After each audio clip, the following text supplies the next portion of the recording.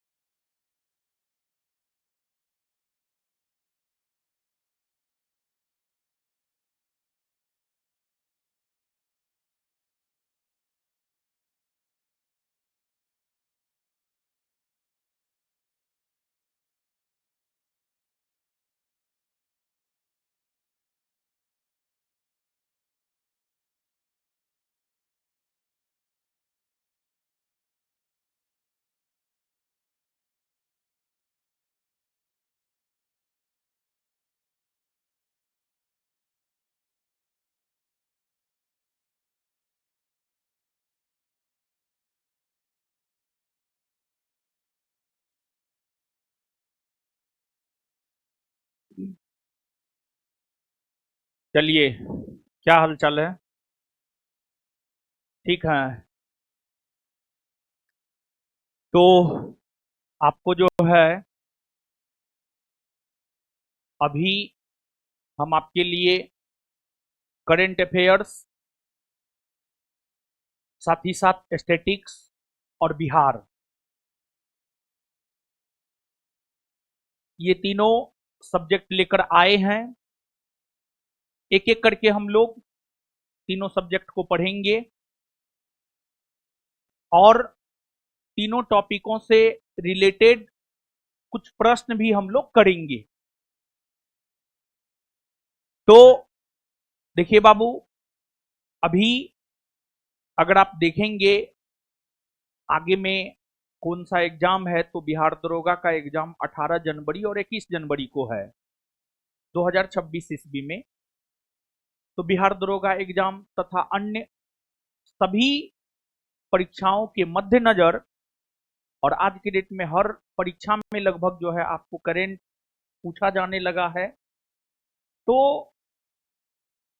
सभी परीक्षाओं के मद्देनजर अगर देखा जाए, तो इन सभी परीक्षाओं के मद्देनजर जो है एक करेंट अफेयर का बुक निकाले हैं, और इसमें आपको पूरे एक वर्ष के घटनाक्रम की चर्चा हमने आपके साथ की है। और इसमें अक्टूबर 2024 से अक्टूबर 2025, साथ ही साथ इसमें नवंबर 2025 के भी कुछ घटनाओं को हमने दिया है। तो पूरे वर्ष भर पूरे वर्ष भर का जो है ये आपको करंट अफेयर है, और इसका पैटर्न इस प्रकार से सजाए हैं कि जो एग्जाम में जिन टॉपिकों से प्रश्न आता है, उन 18-19 टॉपिकों, टॉपिक वाइज और मंथ वाइज जो है इस बुक को सजाए हैं। और जहां तक बिहार दरोगा एग्जाम का सवाल है, बिहार दरोगा का एग्जाम लास्ट टाइम 7 सितंबर 2025 को हुआ था, जिसमें अगर आप देखेंगे तो 22 करेंट पूछे गए हैं। तो 18 जनवरी और 21 जनवरी को जो बिहार दरोगा का एग्जाम होना है, उसमें करेंट का वेटेज बहुत अच्छा खासा होने वाला है।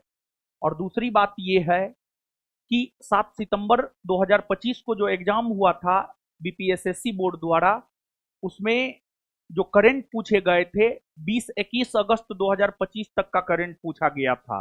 तो आपका एग्जाम 18 जनवरी और 21 जनवरी को है, तो आप मान करके चलिए कि आपको जो है लगभग दिसंबर तक का करंट अफेयर पूछा जा सकता है।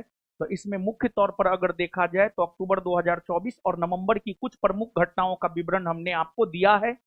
जैसे कि आपको बिहार विधानसभा चुनाव नवंबर में हुए, इसमें बिहार विधानसभा चुनाव है, इस बुक में जो शुरुआती 6 टॉपिक है उसमें से 2 टॉपिक हम आपको करवाए हुए हैं, बिहार विधानसभा चुनाव 2025 और आईसीसी महिला विश्व कप 2025। ये दोनों टॉपिक हम आपको करवाए हुए हैं। इसके अलावे इस बुक में ये 2 टॉपिक करवाए हैं। इसके अलावे इस बुक का कुछ टॉपिक जो है हम आपको संस्थान के यूट्यूब चैनल पर भी करवा देंगे, और साथ ही साथ जो है आपको अगर देखा जाए तो बैच के जो बच्चे हैं उनको तो पूरा करंट हम करवा ही रहे हैं, उनको हम पेपर कटिंग से भी करंट पढ़वा रहे हैं, क्योंकि पूरे दिसंबर तक का करंट हम लोगों को पढ़ना है। और एग्जाम से 10-15 दिन पहले, नवंबर और दिसंबर, एग्जाम से 10 दिन पहले यानी 5 जनवरी के आसपास आप मान के चलिए एक 20 पेज का जो है नोट निकाल देंगे, जिसमें आपको नवंबर और दिसंबर के करंट का जिक्र होगा, तो उसको भी जो है आप लेकर के कर लीजिएगा। आप स्वयं सोचिए 100 क्वेश्चन में 20-22 क्वेश्चन करंट के आ रहे हैं, तो करंट के वेटेज और करंट के महत्व को आप समझ सकते हैं। और आपको बहुत छात्रों के दिमाग में कई प्रकार का चीज जाता है। देखिए, सफलता का पहला सूत्र है सीमित संसाधन, सीमित स्टडी मटेरियल। आप करंट का कोई भी एक बुक लेकर के कीजिए, आप चाहेंगे कि हम ये भी कर ले, हम वो भी कर ले, हम वो भी कर ले, कुछ नहीं हो पाएगा। करंट का कोई भी एक बुक लेकर के पढ़िए, जो भी बुक आपको पसंद है वो बुक लेकर के आप पढ़िए। और हमको लगता है कि कोई एक बुक लेकर ही आपको पढ़ना चाहिए। तो ये बुक जो है आपको आ चुका है, तो आप सब लोग जो है, और बुक कल पटना के मार्केट में आया और मतलब डिमांड इतना ज्यादा था कि शॉर्टेज हो गया। फिर आज जो है, आज बल्क मात्रा में जो है आपको बुक आ रहा है। बहुत सारे छात्र ले भी लिए होंगे, बहुत सारे छात्रों को नहीं भी मिला होगा। तो जिनको नहीं मिला है परेशान नहीं होना है, आज शाम तक आपको मिल जाएगा। मतलब बुक का डिमांड इस प्रकार का था, जितना प्रिंट किए तुरंत हवा में उड़ गया, पता भी नहीं चला। डिमांड बुक का बहुत ज्यादा था, इस वजह से ही आप में से कितने लोगों को मिला है? बहुत कम लोगों को मिला है ना, मैक्सिमम को नहीं है मिला है। आज मिल जाएगा, आज मिल जाएगा। हाँ, नहीं मिल रहा, हमको पता है शॉर्टेज हो गया है, मतलब थोड़ा सा कम पब्लिश किए थे, डिमांड ज्यादा हो गया, तो फिर जो है फिर से आपको प्रिंटिंग में डाल दिया गया है। आज शाम तक आपको मिल जाएगा। आइए पढ़ते हैं हम। सबसे पहले हम लोग बिहार के मुख्यमंत्री श्री नीतीश कुमार जी के बारे में ही पढ़ लेते हैं। समझ गए ना, बिहार के मुख्यमंत्री श्री नीतीश कुमार जी के बारे में ही पढ़ लेते हैं, और उसके बाद फिर जो है हम लोग आगे बढ़ेंगे। आज के पेपर का है ये। अगर आप बिहार दरोगा first SI batch, second SI batch में इनरोल होंगे, तो आप देख रहे होंगे नवंबर और दिसंबर का करंट भी पेपर से हम आपको पढ़ाते हुए जा रहे हैं। क्या जी, ऐसा है ना? हाँ। तो सबसे पहले आज 1-2 दिन का करंट पेपर कटिंग से देख लेते हैं, फिर बुक से कुछ टॉपिक देख लेंगे। समझ गए ना? और फिर उसके बाद बिहार और स्टैटिस्टिक्स को जो है हम लोग देखेंगे। थोड़ा पंखा ठीक करो यार, हवा नहीं आ रहा है। ये आज के हिंदुस्तान पेपर का है। कीर्तिमान, 10वीं बार सीएम बनने पर नीतीश का नाम वर्ल्ड बुक में दर्ज। यानी आपको हाल में जो बिहार में विधानसभा के चुनाव हुए, उस बिहार विधानसभा चुनाव के परिणाम के उपरांत 10वीं बार नीतीश कुमार जी ने बिहार के मुख्यमंत्री के रूप में जो है आपको शपथ लिया है। आपको कहीं ना कहीं जनता का एक अटूट प्रेम और विश्वास नीतीश कुमार जी के प्रति है।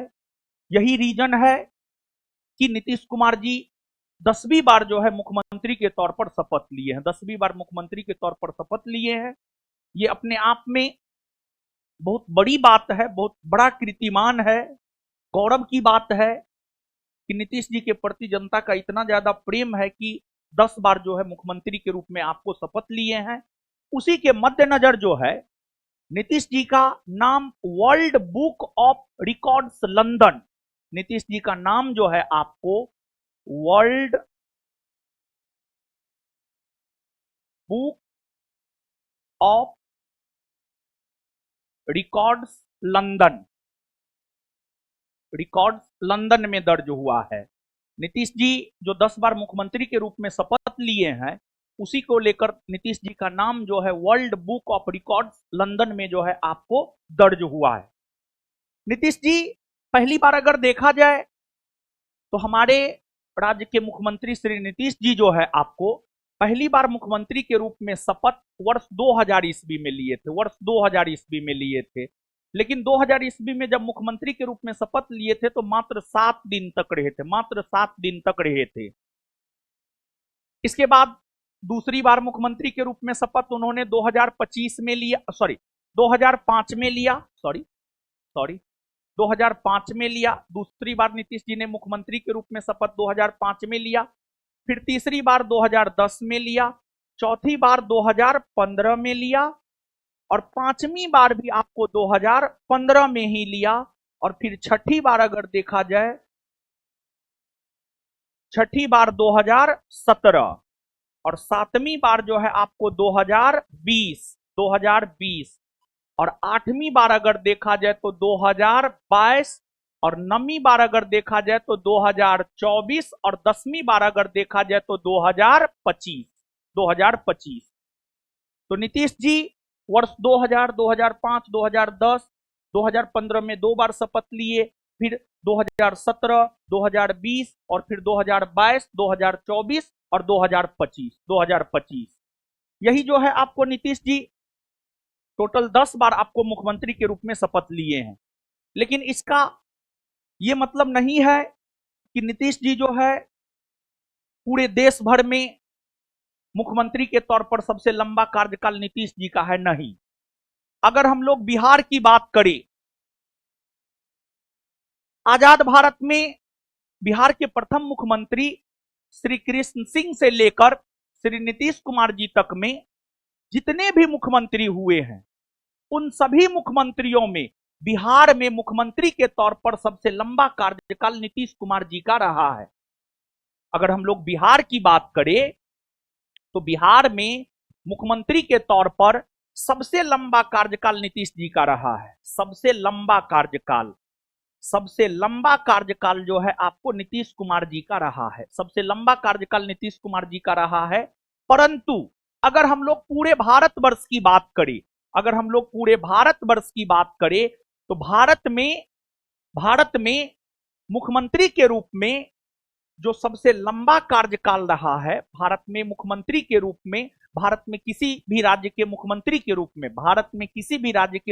के रूप में जो सबसे लंबा कार्यकाल रहा है, वह सिक्किम के मुख्यमंत्री पवन कुमार चामलिंग का रहा है। सिक्किम के मुख्यमंत्री पवन कुमार चामलिंग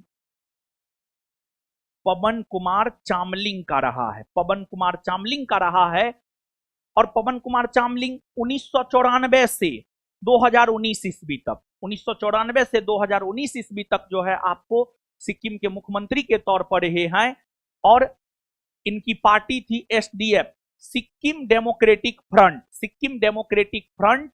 और ये लगभग 24 साल 165 दिन तक जो है आपको मुख्यमंत्री के तौर पर आपको पवन कुमार चामलिंग रहे हैं। जबकि नीतीश जी की अगर हम लोग बात करें तो वे मुख्य तौर पर 2005 ईस्वी से लेकर के 2025 ईस्वी तक रहे हैं। तो लगभग 20 बरस हुआ, लगभग 20 बरस नीतीश जी का कार्यकाल रहा है। लेकिन अगर नीतीश जी 2025 से 2030 इस पूरे कार्यकाल को पूरा कर लेते हैं तो तब मानिए सबसे लंबा कार्यकाल हो जाएगा, लेकिन अभी हुआ नहीं है। अगर पूरा कर लेंगे तब हो जाएगा।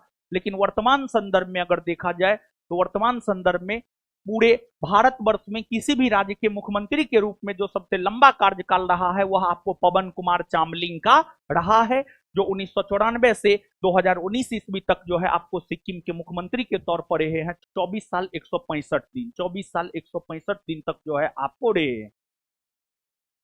तो अब यहां पर जो करंट के पॉइंट ऑफ व्यू से याद रखना है, करंट में आपसे प्रश्न क्या पूछा जा सकता है? आपसे प्रश्न यह पूछा जा सकता है कि हाल के दिनों में भारतवर्ष के किस मुख्यमंत्री का नाम world book of records London में 10 बार शपथ ग्रहण करने के वजह से दाखिल हुआ है। तो इस प्रश्न का उत्तर क्या हो जाएगा? श्री नीतीश कुमार। श्री नीतीश कुमार। अब यहां पर दो गो स्टैटिक बनता है, ये तो करेंट हो गया। अब यहां पर दो स्टैटिक बनता है, दो स्टैटिक में एक यह बनता है कि बिहार में मुख्यमंत्री के रूप में सबसे लंबा कार्यकाल किसका रहा है? तो इस प्रश्न का उत्तर हो जाएगा बिहार में मुख्यमंत्री के रूप में सबसे लंबा कार्यकाल रहा है श्री नीतीश कुमार का। फिर एक दूसरा स्टैटिक बनता है, भारतवर्ष में मुख्यमंत्री के रूप में सबसे लंबा कार्यकाल किसका रहा है? भारतवर्ष में मुख्यमंत्री के रूप में सबसे लंबा कार्यकाल रहा है पवन कुमार चामलिंग का। पवन कुमार। तो करंट में क्या याद रखना है और स्टैटिक्स में क्या याद रखना है? दोनों बात समझ में आया? कि आज के पेपर का न्यूज है, समझ गए ना। और हम आपको बार बार बता दें कि जो करेंट बिहार दरोगा के पॉइंट ऑफ व्यू से आप देखते हैं, आप पढ़ते हैं, दिसंबर तक का आप करेंट करके जाइए। हम इस बुक में अक्टूबर 2024 से अक्टूबर 2025 तक दे दिए हैं, लेकिन आपको जनवरी 2025 से दिसंबर 2025 पढ़ना है। अगर आपको टाइम नहीं मिलेगा, जैसे जो भी बच्चे बुक खरीदेंगे, अगर मान लिया जाए कि आपको टाइम नहीं मिल रहा है, तो फिर अक्टूबर, नवंबर, दिसंबर 2024 छोड़ दीजिए, 3 माह आप छोड़ दीजिए। अक्टूबर 2024, नवंबर 2024, दिसंबर 2024 छोड़ दीजिए, जनवरी से आप पढ़ना शुरू कीजिए। समझ गए ना? चलिए, ये तो पहला न्यूज हो गया। फिर इसके बाद दूसरा न्यूज भी जो है आपको बिहार से ही संबंधित है। देखिए बाबू, जब अभी बिहार में विधानसभा के चुनाव हो रहे थे, तो फिर रोजगार, नौकरी एक बहुत बड़ा मुद्दा बना था। रोजगार और नौकरी एक बहुत बड़ा मुद्दा बना था। सत्ता पक्ष, विपक्ष दोनों रोजगार और नौकरी की बात कर रहा था। उसी में अगर हम लोग सत्ता पक्ष की बात करें, सत्ता में एनडीए गठबंधन है और इससे पहले भी सत्ता में एनडीए गठबंधन ही था। एनडीए गठबंधन समझते हैं कि नहीं समझते हैं? एकदम समझते होंगे, कई दफा हम आपको बताए हैं। नेशनल डेमोक्रेटिक अलायंस, बीजेपी तथा उसके सहयोगी दलों को मिलाकर जो गठबंधन बनता है उसी को हम लोग कहते हैं एनडीए गठबंधन। बीजेपी और उसके सहयोगी दल को मिलाकर जो गठबंधन बनता है उसी को हम लोग एनडीए गठबंधन कहते हैं। अभी भी बिहार में सत्ता में एनडीए गठबंधन ही है और इससे पहले भी बिहार में सत्ता में एनडीए गठबंधन ही था। तो चुनाव के दौरान एनडीए गठबंधन के द्वारा बिहार के युवाओं से यह वादा किया गया था कि आगे आने वाले 5 साल में जो है 1 करोड़ सरकारी नौकरी और रोजगार, 1 करोड़ सरकारी नौकरी और रोजगार जो है बिहार की सरकार देगी। तो यहां पर देखिए, 5 वर्षों में 1 करोड़ युवाओं को नौकरी और रोजगार देने की कवायद, मतलब सरकार ने जो वादा किया था उस वादा को पूरा करने के लिए जो है कदम उठा रही है। उसी क्रम में बिहार में बनेंगे 3 नए विभाग। नीतीश जी का स्टेटमेंट है, बिहार के मुख्यमंत्री श्री नीतीश जी का ये स्टेटमेंट है कि बिहार में अब 3 गो नया विभाग बनेगा और जो 3 गो नया विभाग बनेगा उसमें एगो बनेगा युवा रोजगार एवं कौशल विकास, युवा रोजगार एवं कौशल विकास, दूसरा उच्च शिक्षा और तीसरा नागर विमानन। ये 3 नए विभाग जो है आपको बिहार में बनाए जाएंगे। देखिए, ये जो पहला युवा रोजगार एवं कौशल विकास, ये मुख्य तौर पर जो है सत्ता पक्ष के द्वारा चुनाव के दौरान जो वादा किया गया था कि युवाओं को हम रोजगार देंगे, सरकारी नौकरी देंगे, अपने इस वादा को पूरा करने के लिए ही जो है ये विभाग बिहार में बनने जा रहा है। इसमें आप देखिए, मुख्यमंत्री ने कहा है कि युवा रोजगार एवं कौशल विभाग के जरिए अगले 5 वर्षों में बड़ी संख्या में युवाओं को उद्यमिता के अवसर प्रदान करने के लिए विभिन्न योजनाओं के जरिए रोजगार दिलाने का निर्णय लिया गया है। देखिए, इसमें सरकारी नौकरी भी आपको कुछ मिलेगा, साथ ही साथ जो है आपको प्रशिक्षण दे करके जो है आपको प्रशिक्षण दे करके नया नया स्टार्टअप खोलने के लिए जो है आपको योग्य बनाया जाएगा, आपको आर्थिक सहायता दिया जाएगा, इस प्रकार का कार्य किया जाएगा। अब जितनी आबादी है, जितने युवा है, उतना तो मतलब जो है आपको एक प्रकार से कहा जाए तो सरकारी पद भी नहीं है, तो सब युवा को तो सरकारी नौकरी नहीं ही मिल सकता है, सब युवा को सरकारी नौकरी नहीं ही मिल सकता है, लेकिन रोजगार मिल सकता है, निश्चित तौर पर मिल सकता है। जरूरी नहीं है कि सरकारी नौकरी में ही रह करके हम अपना जीवन यापन कर सकते हैं, हम रोजगार करके भी अपना जीवन यापन कर सकते हैं। फिर दूसरा, उच्च शिक्षा। कहीं ना कहीं बिहार शिक्षा में निश्चित तौर पर पिछड़ा हुआ है, सबसे पीछे हम लोग हैं, और उच्च शिक्षा में तो और भी ज्यादा पीछे हैं हम लोग, उच्च शिक्षा में और भी ज्यादा पीछे हैं हम लोग। तो उच्च शिक्षा को गुणवत्तापूर्ण बनाने के लिए उच्च शिक्षा विभाग आएगा। तो वही है, राज्य में उच्च शिक्षा विभाग के सृजन का उद्देश्य है कि उच्च शिक्षा में गुणात्मक सुधार हो, अनुसंधान एवं नवाचार को बढ़ावा मिले, तकनीकी एवं व्यावसायिक शिक्षा का विकास हो और समाज के सभी वर्गों के युवाओं को गुणवत्तापूर्ण रोजगार परक शिक्षा मिल सके। बिहार के युवा दक्ष हो, उन्हें रोजगार के नए अवसर मिले, इसके लिए कृत संकल्पित है। मतलब उच्च शिक्षा में बिहार तो शिक्षा में पीछे है ही, उच्च शिक्षा में और भी ज्यादा पीछे है। उच्च शिक्षा में बिहार को बेहतर बनाने के लिए जो है ये नया विभाग का सृजन जो है आपको किया जाएगा। नागर विमानन, नीतीश कुमार ने कहा कि राज्य में कई नए हवाई अड्डों का निर्माण हो रहा है। भविष्य में उड़ान योजना के तहत कई बड़े छोटे नए हवाई अड्डों का निर्माण प्रस्तावित है। राज्य में अलग से नागर विमान विभाग के सृजन से इसमें तेजी आएगी, औद्योगिक वातावरण मजबूत होगा, रोजगार के नए अवसर पैदा होंगे और इससे राज्य में निर्मित उत्पादों के निर्यात में मदद मिलेगी। तो बिहार में अलग अलग शहरों में हवाई अड्डों का निर्माण हो रहा है। तो हवाई अड्डों का जब निर्माण हो रहा है तो निश्चित तौर पर जो है आपको, पहले तो बहुत कम हवाई अड्डा हुआ करता था, जैसे पटना में जयप्रकाश नारायण हवाई अड्डा, फिर गया जी में एक अंतर्राष्ट्रीय हवाई अड्डा, फिर एक पूर्णिया में बना है, समझ गए। बहुत कम हवाई अड्डा बिहार में हुआ करता था, लेकिन अब धीरे धीरे जो है बिहार में कई सारे हवाई अड्डे भी जो है आपको बनाए जाएंगे। तो उसी के लिए जो है एक और नए विभाग नागर विमानन विभाग का भी जो है बिहार में सृजन किया जाएगा। तो आपसे यहां पर करेंट के संदर्भ में एक प्रश्न बनता है, हाल ही में बिहार सरकार ने कौन से 3 नए विभाग बनाने की घोषणा किया है? तो उसका उत्तर हो जाएगा आपको युवा रोजगार एवं कौशल विकास, दूसरा उच्च शिक्षा और तीसरा नागर विमानन। तो हाल ही में बिहार सरकार ने कौन से 3 नए विभाग सृजन करने की घोषणा किया है? तो युवा रोजगार एवं कौशल विकास, उच्च शिक्षा और नागर विमानन, उच्च शिक्षा और नागर विमानन।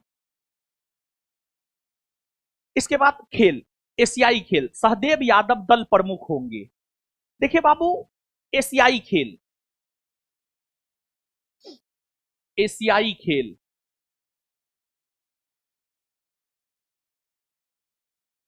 एशियाई खेल की अगर हम लोग बात करें तो इसको एशियाड भी कहा जाता है, एशियाड भी कहा जाता है। देखिए बाबू, एशिया महादेश, एशिया महादेश, एशिया महादेश, एशिया महादेश के जो प्रमुख देश है आप सब लोग जानते हैं, 7 महादेश है मुख्य तौर पर, उत्तरी अमेरिका, दक्षिणी America, Europe, Africa, Asia, Australia, Antarctica. उसमें एशिया महादेश के जो भी प्रमुख देश है उन देशों में खेलों के प्रति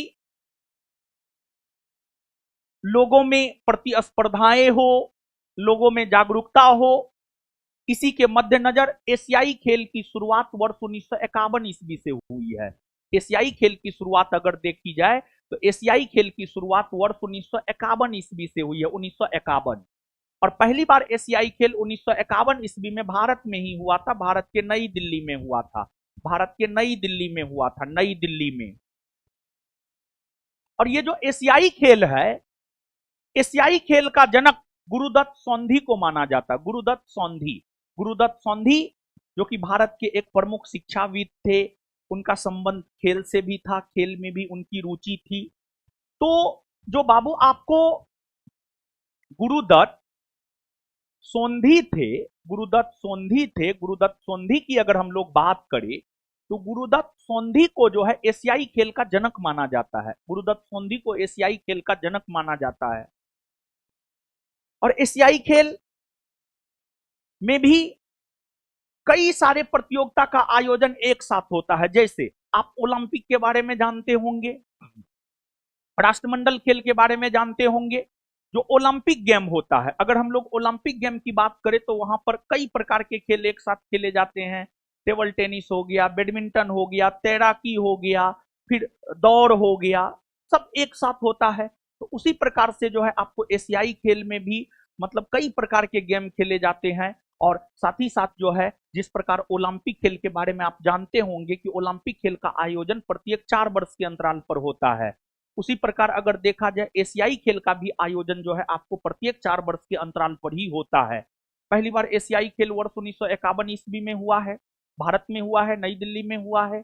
और उसके बाद प्रत्येक 4 वर्ष के अंतराल पर जो है एशियाई खेल का आयोजन होता हुआ आया है, जिसमें अगला एशियाई खेल अगर देखा जाए बाबू तो 2026 में जापान के नागोया में होना है। 2026 में एशियाई खेल का आयोजन जो है जापान के नागोया में होना है, जापान के नागोया में होना है 2026 में। 2026 में, अभी 2025 चल रहा है, 2026 में जापान के नागोया में एशियाई खेल होना है। तो 2026 में जापान के नागोया में जो एशियाई खेल होने हैं उसमें भारतीय दल जो एशियाई खेल में भाग लेने के लिए जाएगा उसमें दल का प्रमुख जो है आपको सहदेव यादव होगा। दल का प्रमुख कौन होगा? सहदेव यादव। दल का प्रमुख कौन होगा? सहदेव यादव। वही न्यूज है, ये भी आज का ही न्यूज है। भारतीय ओलंपिक संघ के कोषाध्यक्ष और भारोत्तोलन महासंघ के अध्यक्ष, यानी भारतीय ओलंपिक संघ के कोषाध्यक्ष और भारोत्तोलन महासंघ के अध्यक्ष सहदेव यादव, यानी जो सहदेव यादव है वो भारतीय ओलंपिक संघ के कोषाध्यक्ष है तथा भारोत्तोलन महासंघ के अध्यक्ष हैं। सहदेव यादव को अगले वर्ष होने वाले एशियाई खेलों के लिए दल प्रमुख नियुक्त किया गया है। ये खेल 23 सितंबर से 8 अक्टूबर तक जापान के आइची नागोया में होंगे, यानी सितंबर अक्टूबर 2026 में इसका आयोजन जापान के नागोया में होगा। भारत के सबसे सफल पुरुष टेबल टेनिस खिलाड़ी अजंता शरद कमल दल के उप प्रमुख होंगे।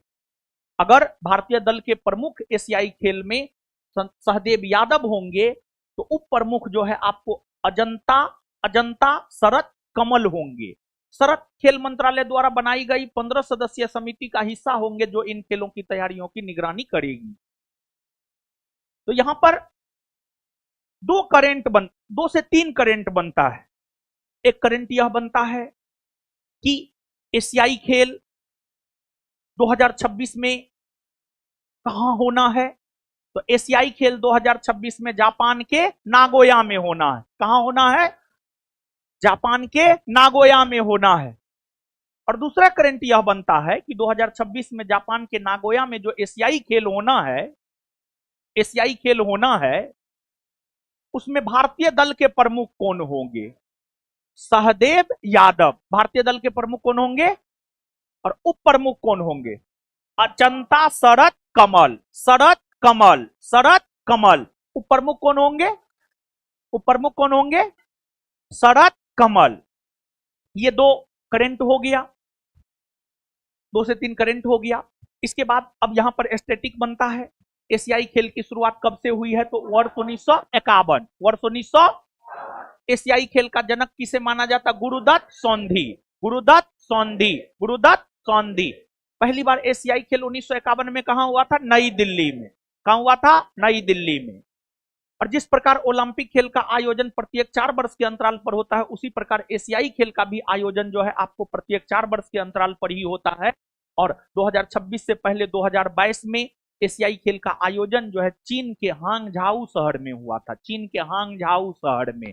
तो 2026 में जिस प्रकार से जापान के नागोया में होना प्रस्तावित है, 2022 का जो है एशियाई खेल चीन के हांगझाऊ शहर में हुआ था। हांगझाऊ शहर में हुआ था। चीन के हांगझाऊ शहर में जो है आपको 2022 में एशियाई खेल का आयोजन हुआ था। समझ गए ना? तो ये आपको एशियाई खेल के बारे में हो गया। तो करंट में क्या याद रखना है, स्टैटिक्स में क्या याद रखना है, हमने आपको स्पष्ट कर दिया है। तो हर चीज जो है हम आपको स्पष्ट करते हुए जा रहे हैं। थोड़ा बहुत अपना हाथ पैर भी चलाते रहिए, समझ गए ना?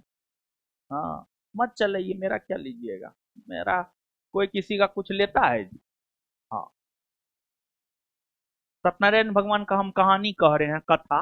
अंतिम में दू गो दाना मिश्री का दे देंगे, लेके चल जाना, ठीक है ना? लगता है नया नया पढ़ने आई है। 1 अगस्त से पढ़ा रहे हैं तुम लोग को, बताओ यार, 1 अगस्त, पूरा अगस्त, सितंबर, अक्टूबर, नवंबर, 4 महीना हो गया। 4 महीना में कुछ नहीं समझ में आया। चलिए आगे आइए बाबू, आगे आइए। अब देखिए बाबू, आपको रूसी राष्ट्रपति व्लादिमीर पुतिन, रूसी राष्ट्रपति व्लादिमीर पुतिन 2 दिवसीय भारत के राजकीय दौरा पर 4 दिसंबर को आया। 4 दिसंबर को आया। 4 को ठहरे, शाम के समय आए थे, फिर 5 को ठहरे और 5 के रात में वापस रिटर्न हो गए। लगभग उनका 30 घंटा का यात्रा था, 30 घंटा का भारत का यात्रा था उनका। तो रूसी राष्ट्रपति व्लादिमीर पुतिन 4-5 दिसंबर को 2 दिवसीय भारत के राजकीय दौरा पर आए। इस दौरान आपको भारत और रसिया के बीच 15 समझौता पर हस्ताक्षर हुआ। भारत और रसिया के बीच अगर देखा जाए तो 15 समझौता पर हस्ताक्षर हुआ। 15 समझौता पर हस्ताक्षर हुआ दोनों देशों के बीच, जिसमें ऊर्जा हो, रक्षा हो, ईंधन हो, इन सभी मसलों पर दोनों देशों के बीच जो है आपको समझौता हुआ। दोनों देशों के बीच जो है आपको समझौता हुआ। और इस दौरान कुछ चीजें विवाद में भी रही। LOP, leader of opposition Rahul Gandhi की इच्छा थी कि वो भी मिले रूसी राष्ट्रपति व्लादिमीर पुतिन से, लेकिन उन्हें इस प्रकार का कोई निमंत्रण नहीं मिला। और राहुल गांधी ने यह कहा भी था कि मनमोहन जी के समय, अटल जी के समय यह परंपरा रही है कि जो विदेशी मेहमान आते थे उससे एलओपी भी मिल सकते थे, मतलब लीडर ऑफ अपोजिशन, लोकसभा में विपक्ष के नेता भी मिल सकते थे। मतलब इस प्रकार का आरोप लगाया गया है। तो ठीक है, ये तो आरोप प्रत्यारोप अलग चीज है, लेकिन एक बहुत बड़ा मैसेज रूसी राष्ट्रपति व्लादिमीर पुतिन के भारत आने से, एक बहुत बड़ा मैसेज पूरे विश्व को गया है। और इस दौरान हमारे प्रधानमंत्री जी ने एक हिम्मत दिखाई। हमारे प्रधानमंत्री श्री नरेंद्र मोदी जी ने क्या हिम्मत दिखाई? देखिए, भारत का जो विदेश नीति रहा है, भारत का विदेश नीति अंतर्राष्ट्रीय शांति को बढ़ावा देने वाला रहा है। आप भारतीय संविधान के अनुच्छेद 51 को पढ़िए, भारतीय संविधान के अनुच्छेद 51 को पढ़िए। अनुच्छेद 51 एक प्रकार से भारत के विदेश नीति को संदर्भित करता है। और भारत का जो विदेश नीति रहा है वह अंतर्राष्ट्रीय शांति को बढ़ावा देने वाला रहा है। तो अभी रसिया और यूक्रेन के बीच जो युद्ध हो रहा है पिछले कई वर्षों से, उसको लेकर प्रधानमंत्री श्री नरेंद्र मोदी जी ने हिम्मत दिखाते हुए रूसी राष्ट्रपति व्लादिमीर पुतिन से यह आग्रह किया कि यूक्रेन के साथ जो युद्ध लड़ा जा रहा है उसे शांतिपूर्वक समाप्त करने का प्रयास किया जाए, उसे शांतिपूर्वक समाप्त करने का वार्ता के जरिए जो है प्रयास किया जाए। तो कहीं ना कहीं हमारे देश के प्रधानमंत्री श्री नरेंद्र मोदी जी निश्चित तौर पर दबाव में नहीं आए। और अमेरिका का जो अभी टेरिफ टेरिफ चल रहा है, अमेरिका को भी एक नया मैसेज मिला है। और रूस, जहां तक रूस का सवाल है, रूस भारत का पुराना साथी रहा है। रूस भारत का पुराना साथी रहा है, पुराना दोस्त रहा है। जब आपको भारत पाक युद्ध 1965 के दौरान, भारत पाक युद्ध 1971 के दौरान अमेरिका पाकिस्तान का समर्थन कर रहा था, अमेरिका से रिश्ता का सवाल है। देखिए, अमेरिका में कैसी अर्थव्यवस्था है, जैसे भारत में कैसी अर्थव्यवस्था है? भारत में मिश्रित अर्थव्यवस्था है, भारत में मिश्रित अर्थव्यवस्था है। अमेरिका में पूंजीवादी अर्थव्यवस्था है। तो पूंजीवादी अर्थव्यवस्था में क्या होता है? सब चीज लाभ के लिए ही किया जाता है। तो अमेरिका की मानसिकता जो है पूंजीवादी वाला है, व्यापारी वाला है। जिधर जिधर अमेरिका व्यापारिक लाभ देखेगा उधर वो सटेगा।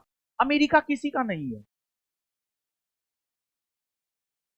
लेकिन रसिया ने देश की आजादी से लेकर आज तक जो भारत के साथ दोस्ती के संबंध का निर्वहन किया है, वो निश्चित तौर पर काबिले तारीफ है। और आपको उस दौरान रूसी राष्ट्रपति के द्वारा भी कुछ बातें कही गई। जैसे रूसी राष्ट्रपति की अगर हम लोग बात करें तो उन्होंने कहा सबसे बड़े परमाणु ऊर्जा संयंत्र पर काम पुतिन। देखिए, तमिलनाडु में एक कुडनकुलम ऊर्जा संयंत्र है। तमिलनाडु में एक कुडनकुलम ऊर्जा संयंत्र है। उसी को लेकर के रूसी राष्ट्रपति व्लादिमीर पुतिन स्टेटमेंट दिए हैं। तो इस स्टेटमेंट को थोड़ा पढ़ते हैं हम। रूस के राष्ट्रपति व्लादिमीर पुतिन ने कहा है कि दोनों देशों के बीच ऊर्जा और ईंधन के क्षेत्र में सहयोग तेजी से बढ़ रहा है। दोनों देश परमाणु ऊर्जा की दिशा में काम कर रहे हैं। रूस भारत में सबसे बड़ा परमाणु ऊर्जा संयंत्र लगाने की योजना पर काम कर रहा है। यानी भारत में सबसे बड़ा परमाणु ऊर्जा संयंत्र लगाने की दिशा में रूस जो है काम कर रहा है। इसके अलावा दोनों देश स्मॉल मॉड्यूलर रिएक्टर और तैरता हुआ परमाणु ऊर्जा संयंत्र बनाने की संभावनाओं को तलाश रहे हैं। दोनों देश दवा और कृषि क्षेत्र में भी न्यूक्लियर तकनीक के इस्तेमाल पर काम कर रहे हैं। पुतिन ने कहा भारत रूस international transport logistic route corridor पर काम कर रहे हैं। इसके अलावा उच्च स्तरीय तकनीक, औद्योगिक क्षेत्र, मशीन उत्पादन, डिजिटल टेक्नोलॉजी, अंतरिक्ष और अन्य वैज्ञानिक क्षेत्रों में साझेदारी को नया आयाम दिया जाएगा। रूस भारत के घरेलू उत्पादन क्षेत्र में अपनी भागीदारी को बढ़ाएगा। मेक इन इंडिया कार्यक्रम के तहत रूस उत्पादों का निर्माण करेगा, जिसे दोनों देशों के हॉलमार्क के तौर पर देखा जाएगा। रूसी राष्ट्रपति व्लादिमीर पुतिन ने कुडनकुलम परमाणु ऊर्जा संयंत्र की भी चर्चा अपने भाषण में की थी। जो कुडनकुलम परमाणु ऊर्जा संयंत्र है वो तमिलनाडु में है। तो उन्होंने अपने भाषण में कुडनकुलम परमाणु ऊर्जा संयंत्र की चर्चा किया था। तो यहां पर अब जो भारत के प्रमुख परमाणु ऊर्जा संयंत्र है वो आपको चर्चा में आ गया है। जीएस का पार्ट है। ज्योग्राफी के अंतर्गत आप पढ़ते हैं। ज्योग्राफी के अंतर्गत बाबू आप इस चीज को पढ़ते हैं। मानचित्र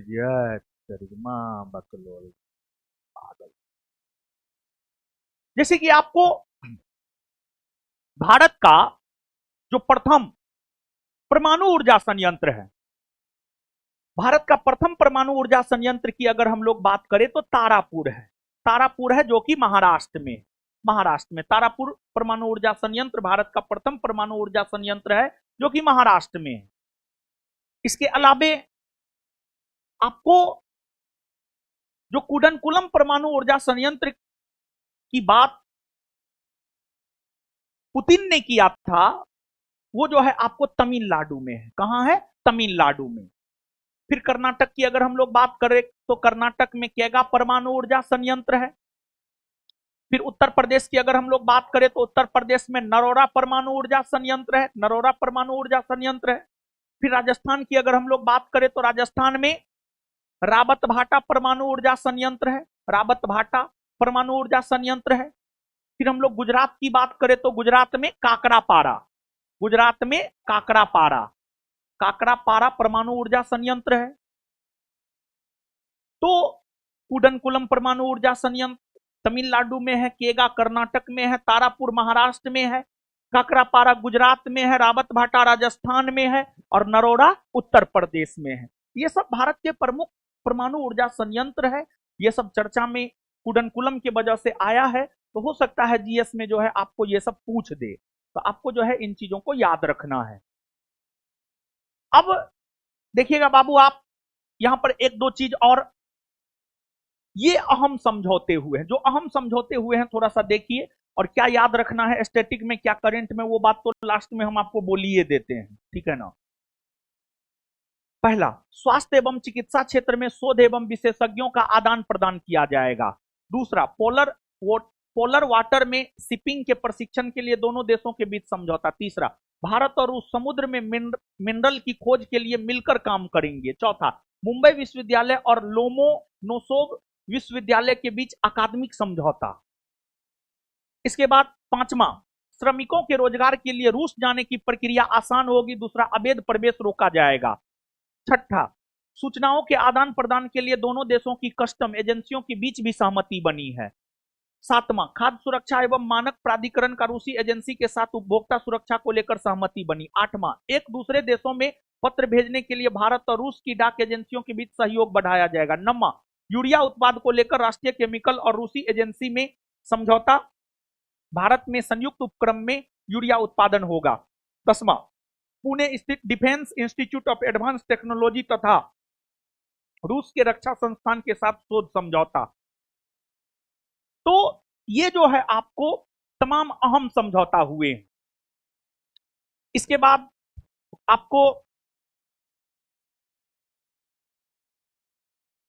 आपको अगर देखा जाए तो भारत और रूस ने अमेरिकी टैरिफ से उत्पन्न स्थिति से निपटने के लिए आर्थिक और व्यापारिक साझेदारी मजबूत करने को पंचवर्षीय योजना पर सहमति जताई। प्रधानमंत्री मोदी ने रूस के राष्ट्रपति व्लादिमीर पुतिन से कहा कि यूक्रेन में जारी युद्ध को शांतिपूर्ण तरीके से समाप्त किया जाना चाहिए। और ये एक खास बात है, भारत जल्द ही रूसी नागरिकों के लिए 30 दिन का निःशुल्क ई पर्यटक वीजा तथा 30 दिन का समूह पर्यटक वीजा शुरू करेगा। पुतिन ने संकेत दिया कि रूस भारतीय उत्पादों के लिए अपने बाजार को और सुलभ बनाएगा। छोटे एवं मॉड्यूलर परमाणु रिएक्टर के निर्माण में सहयोग बढ़ाने पर विचार होगा। ये सब अहम समझौते हुए भारत और रशिया के बीच। फिर इसके बाद भारत को सुखोई 57 बनाने का प्रस्ताव दिया, भारत को सुखोई 57 बनाने का प्रस्ताव दिया। रूस के राष्ट्रपति व्लादिमीर पुतिन के भारत दौरे को लेकर रक्षा सौदे पर सबकी निगाहें टिकी रही। हालांकि सरकार ने ऐसे किसी भी समझौते की घोषणा नहीं की। वही रूस की समाचार एजेंसी तास का दावा है कि रूस ने भारत में 5वीं पीढ़ी का सुखोई 57 स्टील फाइटर जेट बनाने का प्रस्ताव दिया। हाईटेक इंडस्ट्रियल उत्पादों के निर्माण पर नजर रखने वाली रूसी एजेंसी रोस्टेक के सीईओ सेरेगी केमजोव ने यह दावा किया। तो अब यहां पर करंट के पॉइंट ऑफ व्यू से अगर देखा जाए तो क्या याद रखना है, और स्टैटिक के पॉइंट ऑफ व्यू से देखा जाए तो क्या याद रखना है। एक तो करंट के पॉइंट ऑफ व्यू से पहला प्रश्न, करंट के पॉइंट ऑफ व्यू से यह बात, हाल के दिनों में 4-5 दिसंबर 2025 को भारत के 2 दिवसीय राजकीय दौरा पर कहां के राष्ट्राध्यक्ष आए और उनका नाम क्या था? रूस के राष्ट्राध्यक्ष आए और उनका नाम था व्लादिमीर पुतिन। पहली बात। दूसरी बात, रूसी राष्ट्रपति व्लादिमीर पुतिन के राजकीय दौरे के दौरान भारत और रशिया के बीच कितने समझौता पर हस्ताक्षर हुए? 15। कितने समझौता पर हस्ताक्षर? 15 समझौता पर हस्ताक्षर हुआ। इसके बाद करंट के पॉइंट ऑफ व्यू से जो आपको परमाणु ऊर्जा संयंत्र, एक चीज यह कि आपको भारत में सबसे बड़ा परमाणु ऊर्जा संयंत्र कुडनकुलम परमाणु ऊर्जा संयंत्र है। भारत का सबसे बड़ा परमाणु ऊर्जा संयंत्र कुडनकुलम परमाणु ऊर्जा संयंत्र है, जो रूस के मदद से बनाया जा रहा है। करंट के पॉइंट ऑफ व्यू से इसको याद रखिएगा। तो भारत का जो सबसे बड़ा परमाणु ऊर्जा संयंत्र कुडनकुलम परमाणु ऊर्जा संयंत्र है, वो किस देश के सहयोग से बनाया जाता है? भारत का जो सबसे बड़ा परमाणु ऊर्जा संयंत्र है वो कौन है? आपको कुडनकुलम परमाणु ऊर्जा संयंत्र, वो किस देश के सहयोग से किसके सहयोग से? किसके सहयोग से? रूस के सहयोग से। इसके अलावा जो अन्य परमाणु ऊर्जा संयंत्र है वो स्टैटिक पॉइंट ऑफ व्यू से जो है आपको याद रखना है, स्टैटिक पॉइंट ऑफ व्यू से याद रखना है। इसके अलावा करेंट पॉइंट ऑफ व्यू से सुखोई 57 क्या है? सुखोई 57 क्या है? करेंट पॉइंट ऑफ व्यू से याद रखिएगा। इस टाइप के चीज आपके बिहार दरोगा एग्जाम में पूछे गए हैं। अगर आप क्वेश्चन बैंक को अच्छे से एनालिसिस किए होंगे तो आप देखे होंगे। तो सुखोई 57 की अगर हम लोग बात करें तो जो सुखोई 57 है यह आपको स्टिल फाइटर जेट है, एक प्रकार का फाइटर जेट है, एक प्रकार का। सुखोई 57 क्या है? एक प्रकार का फाइटर जेट है। क्या है? Fighter jet. सुखोई 57 क्या है? क्या है? फाइटर जेट है। इसके बाद करंट के पॉइंट ऑफ व्यू से एक बात याद रखना है, भारत हाल ही में इस देश के नागरिकों के लिए 30 दिन का निःशुल्क ई पर्यटक वीजा तथा 30 दिन का समूह पर्यटक वीजा शुरू करेगा। रूस ना? कौन सा? रूस ना? रूस ना? चलिए इसके बाद करंट पॉइंट ऑफ व्यू से मुंबई विश्वविद्यालय और रूस के किस विश्वविद्यालय के बीच अकादमिक समझौता हुआ है? Lomonosov, Lomonosov, Lomonosov. तो भारत के मुंबई विश्वविद्यालय और रूस के किस विश्वविद्यालय के बीच अकादमिक समझौता हुआ है? लोमोनोसोव। कौन सा विश्वविद्यालय? लोमोनोसोव। और इसके बाद स्टैटिक के पॉइंट ऑफ व्यू से defence institute of advance technology कहां है? पुणे में। कहां है? पुणे में। Defence institute of advance technology कहां है? आपको पुणे में। तो इस टॉपिक में जो है ये सब चीज बाबू आपको याद रखना है।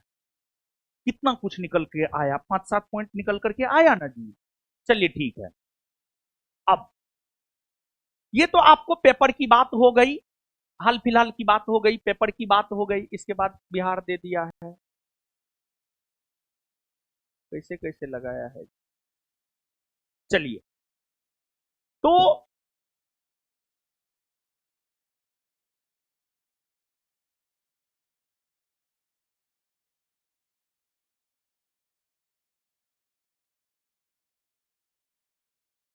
ये तो पेपर के करंट की बात हो गई। ये करंट की अगर हम लोग बात करें तो ये करंट जो है आजकल का है, 1-2 दिन का करंट है ये, समझ गए। इसके बाद आपको जो करंट का बुक अभी प्रकाशित किए हैं उसमें एक टॉपिक है 18वां भारत वन स्थिति रिपोर्ट 2025। 18वां वन स्थिति रिपोर्ट 2023, सॉरी 2023। तो करंट के बुक में जो एक टॉपिक है, करंट के बुक में कुछ टॉपिक हम पहले आपको करवा चुके हैं उसमें, अब करंट के बुक का एक टॉपिक हम आपको करवाने जा रहे हैं 18वां भारत वन स्थिति रिपोर्ट 2023। तो अभी भी करंट ही चल रहा है। करंट के बाद जो है हम लोग बिहार करेंगे, फिर स्टैटिक्स करेंगे, ठीक है। तो अभी भी जो है आपको करंट ही चल रहा है, बुक से अब करंट पढ़ा रहे हैं, बुक में है। देखिए बाबू, वन स्थिति रिपोर्ट आपको, जहां तक इस टॉपिक का सवाल है, इस टॉपिक का संबंध करंट के साथ साथ इन्वायरमेंट और इन्वायरमेंट के साथ साथ ज्योग्राफी, इन तीनों चीजों से है। तो एक तो जो यह रिपोर्ट है वन स्थिति रिपोर्ट, यह रिपोर्ट 1987 ईस्वी से जारी हो रहा है।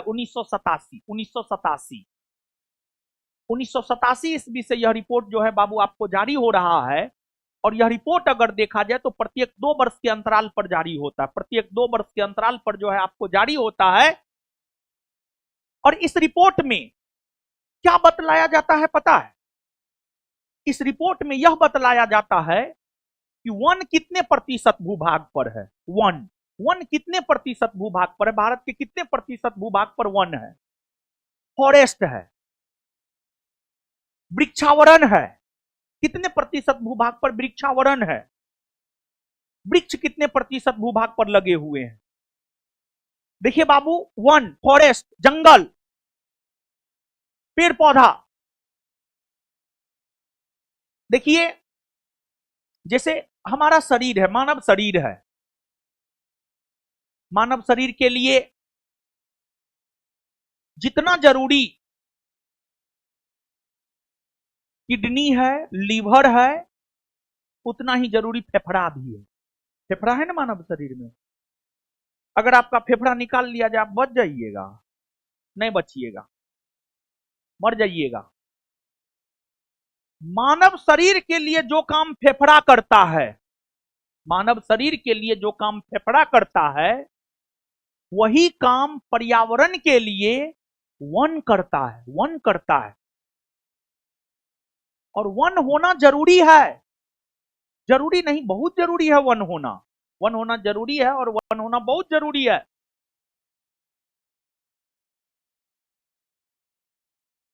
पर्यावरणीय संतुलन बनी रहे, पर्यावरणीय संतुलन बनी रहे,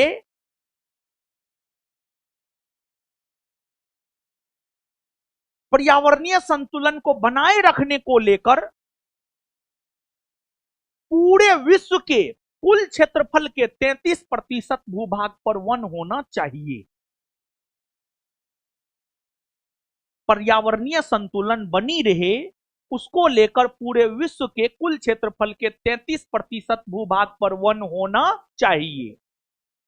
अब जैसे भारत है, तो भारत में पर्यावरणीय संतुलन बनी रहे, भारत में पर्यावरणीय संतुलन बनी रहे, इसको लेकर भारत के कुल क्षेत्रफल के 33% भूभाग पर वन होनी चाहिए। क्या भारत के 33% भूभाग पर वन है? इसका उत्तर है नहीं। भारत के 33% भूभाग पर वन नहीं है, नहीं है। और वन नहीं है, इसी वजह से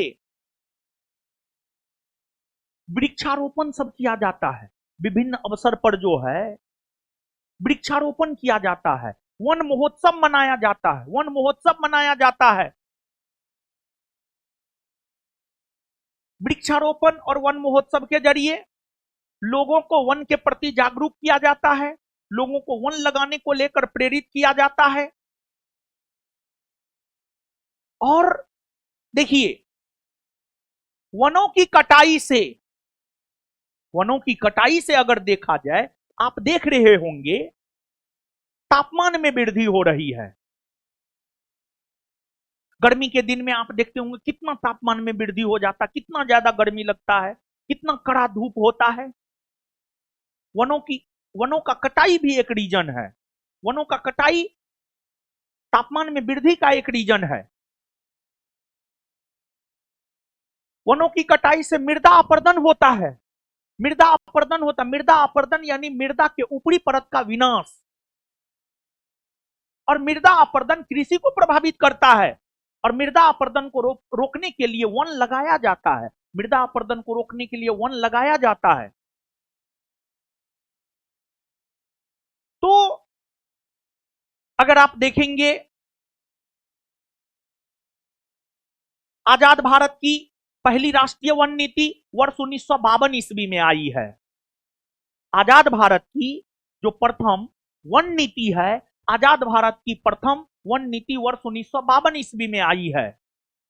और 1952 के राष्ट्रीय वन नीति में संशोधन 1988 में हुआ है। 1952 के राष्ट्रीय वन नीति में संशोधन अगर देखा जाए तो 1952 के राष्ट्रीय वन नीति में संशोधन जो है आपको 1988 ईस्वी में हुई है। और उस संशोधन में यह प्रावधान किया गया है कि भारत के कुल क्षेत्रफल के 33% भूभाग पर वन होना चाहिए। इसको लेकर राज्य सरकार, केंद्र सरकार, NHAI सब अपना अपना पहल कर रहा है। आप देख रहे होंगे, जब आप NH से गुजरते होंगे तो NH के बगल में जो है वृक्ष लगा दिया जाता है। तो सरकार के द्वारा तमाम प्रकार के पहल किए जा रहे हैं ताकि जो पर्यावरणीय संतुलन बनाए रखने के लिए कुल भौगोलिक क्षेत्रफल के 33% भूभाग पर वन होना चाहिए, उसको हम लोग प्राप्त कर सके। तो अब यही रिपोर्ट आया है। ये रिपोर्ट आपको जारी अगर देखा जाए तो इस रिपोर्ट का विमोचन जो हुआ है 21 दिसंबर 2024 को हुआ है। 21 दिसंबर 2024 को हुआ है। लेकिन ध्यान दीजिएगा बाबू आप, इसका संबंध इन्वायरमेंट और ज्योग्राफी से भी है। तो इसी वजह से एग्जाम के पॉइंट ऑफ व्यू से भले ये 2024 का करेंट हो, लेकिन एग्जाम के पॉइंट ऑफ व्यू से ये महत्वपूर्ण है। यही रीजन है कि किताब में हम आपको दिए भी हैं और यही रीजन है कि हम आपको पढ़ा भी रहे हैं। तो इस रिपोर्ट का विमोचन 21 दिसंबर 2024 को पर्यावरण, वन एवं जलवायु परिवर्तन मंत्री भूपेंद्र यादव के द्वारा किया गया था। और इस रिपोर्ट को जारी किया जाता है भारत सरकार के पर्यावरण, वन और जलवायु परिवर्तन मंत्रालय के तहत भारत वन सर्वेक्षण द्वारा प्रति 2 वर्ष पर। पहली बार यह रिपोर्ट 1987 में प्रकाशित हुई थी और 2024 में जो यह रिपोर्ट 2023 को लेकर प्रकाशित हुई है, यह 18वीं रिपोर्ट है। अब कुछ मुख्य तथ्य है। राष्ट्रीय वन नीति 1988 के अनुसार देश के कुल भूभाग का 33% भाग वन होना चाहिए। वर्तमान में 21.76% पर वन है। देखिए बाबू, एक बात समझिएगा, वृक्षावरण और वन, अरे समझिए तो पूरी बात समझिए। वृक्षावरण और वन दोनों को अगर मिला दीजिएगा, वृक्षावरण और वन दोनों को अगर मिला दीजिएगा तो तब हो जाएगा 25.17%। 25.17%। कंफ्यूजन होता है स्टूडेंट में। देखिए, एक जाए कोई खेत है, उसमें वो पेड़ लगा हुआ है, तो क्या उसको वन कहिएगा? नहीं, वो वनावरण के अंतर्गत नहीं आता है, वो वृक्षावरण के अंतर्गत आता है। यानी वनावरण यानी वह एरिया जहां पर पूरा वन ही वन है, जंगल ही जंगल है, वृक्ष ही वृक्ष है, पेड़ ही पेड़ है, मतलब पूरी तरीका से वो वनावरण हो गया। अब कहीं पर एक वृक्ष लगा हुआ है, कहीं पर 2 लगा हुआ है, एक बहुत डिस्टेंस पर। जैसे गांव घर में आप देखते होंगे कि लोग अपने खेत में 4 आम का वृक्ष लगा देता है, तो कि क्या वो वन हो गया? नहीं, वो वन नहीं हुआ, वो वनावरण के अंतर्गत नहीं आता है, वो वृक्षावरण के अंतर्गत आएगा। तो जो सरकार का डाटा है, सरकार ने जितने भौगोलिक क्षेत्र को फॉरेस्ट कवर के अंतर्गत, वनावरण के अंतर्गत घोषित किया है, वह है आपको 21.76%। और वृक्षावरण है 3.41%, और जब दोनों को मिला दीजिएगा तब हो जाएगा 25.17%। तो वनावरण मतलब पूरी तरीका से वृक्ष, मतलब जो है घना वन लगा हुआ है, वो वनावरण हो गया।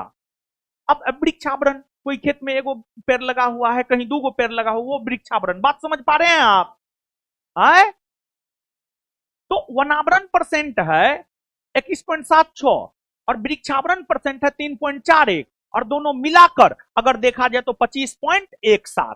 तो अब यहां पर सुनिए, अगर आपसे पूछा जाएगा भारत के कुल कितने प्रतिशत भूभाग पर वनावरण और वृक्षावरण है, तब आंसर हो जाएगा 25.17। अगर पूछेगा भारत के कितने प्रतिशत भूभाग पर वनावरण है, 21.76, और वृक्षावरण है 3.41। बात समझ रहे हैं? तो ये है। अब देखिएगा, भारत का वन आवरण 7,15,343 वर्ग किलोमीटर है, जो कुल भौगोलिक क्षेत्रफल का 21.76% है। 2021 की रिपोर्ट की तुलना में वन आवरण में 156 वर्ग किलोमीटर की वृद्धि हुई है। 2023 से पहले यह रिपोर्ट 2021 में आया था। 2021 के रिपोर्ट की तुलना में 2023 में जो वनावरण में वृद्धि हुई है 156 वर्ग किलोमीटर की वृद्धि हुई है, 156 वर्ग किलोमीटर की वृद्धि हुई है। भारत में कुल वृक्षावरण 1,12,014 वर्ग किलोमीटर है, जो कुल भौगोलिक क्षेत्रफल का 3.41% है। ये सब बात हम आपको बताए हैं। अब यहां पर देखिएगा, सर्वाधिक वन आवरण वाले राज्य, यानी सबसे ज्यादा वन कहां है, सबसे ज्यादा फॉरेस्ट कहां है। तो 3 सबसे ज्यादा वनावरण वाले राज्य की अगर हम लोग बात करें तो 1 नंबर में मध्य प्रदेश है, 2 नंबर में अरुणाचल प्रदेश है, 3 नंबर में छत्तीसगढ़ है। तो सबसे ज्यादा वन मध्य प्रदेश में, दूसरा सबसे ज्यादा वन अरुणाचल प्रदेश में, और तीसरा सबसे ज्यादा वन छत्तीसगढ़ में।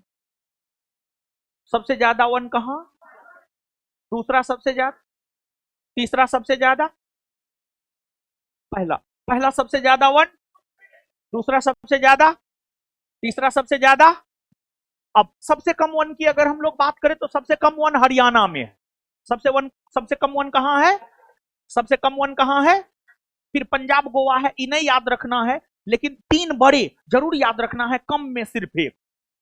तो सबसे ज्यादा वन मध्य प्रदेश, सबसे कम वन, सबसे कम वन।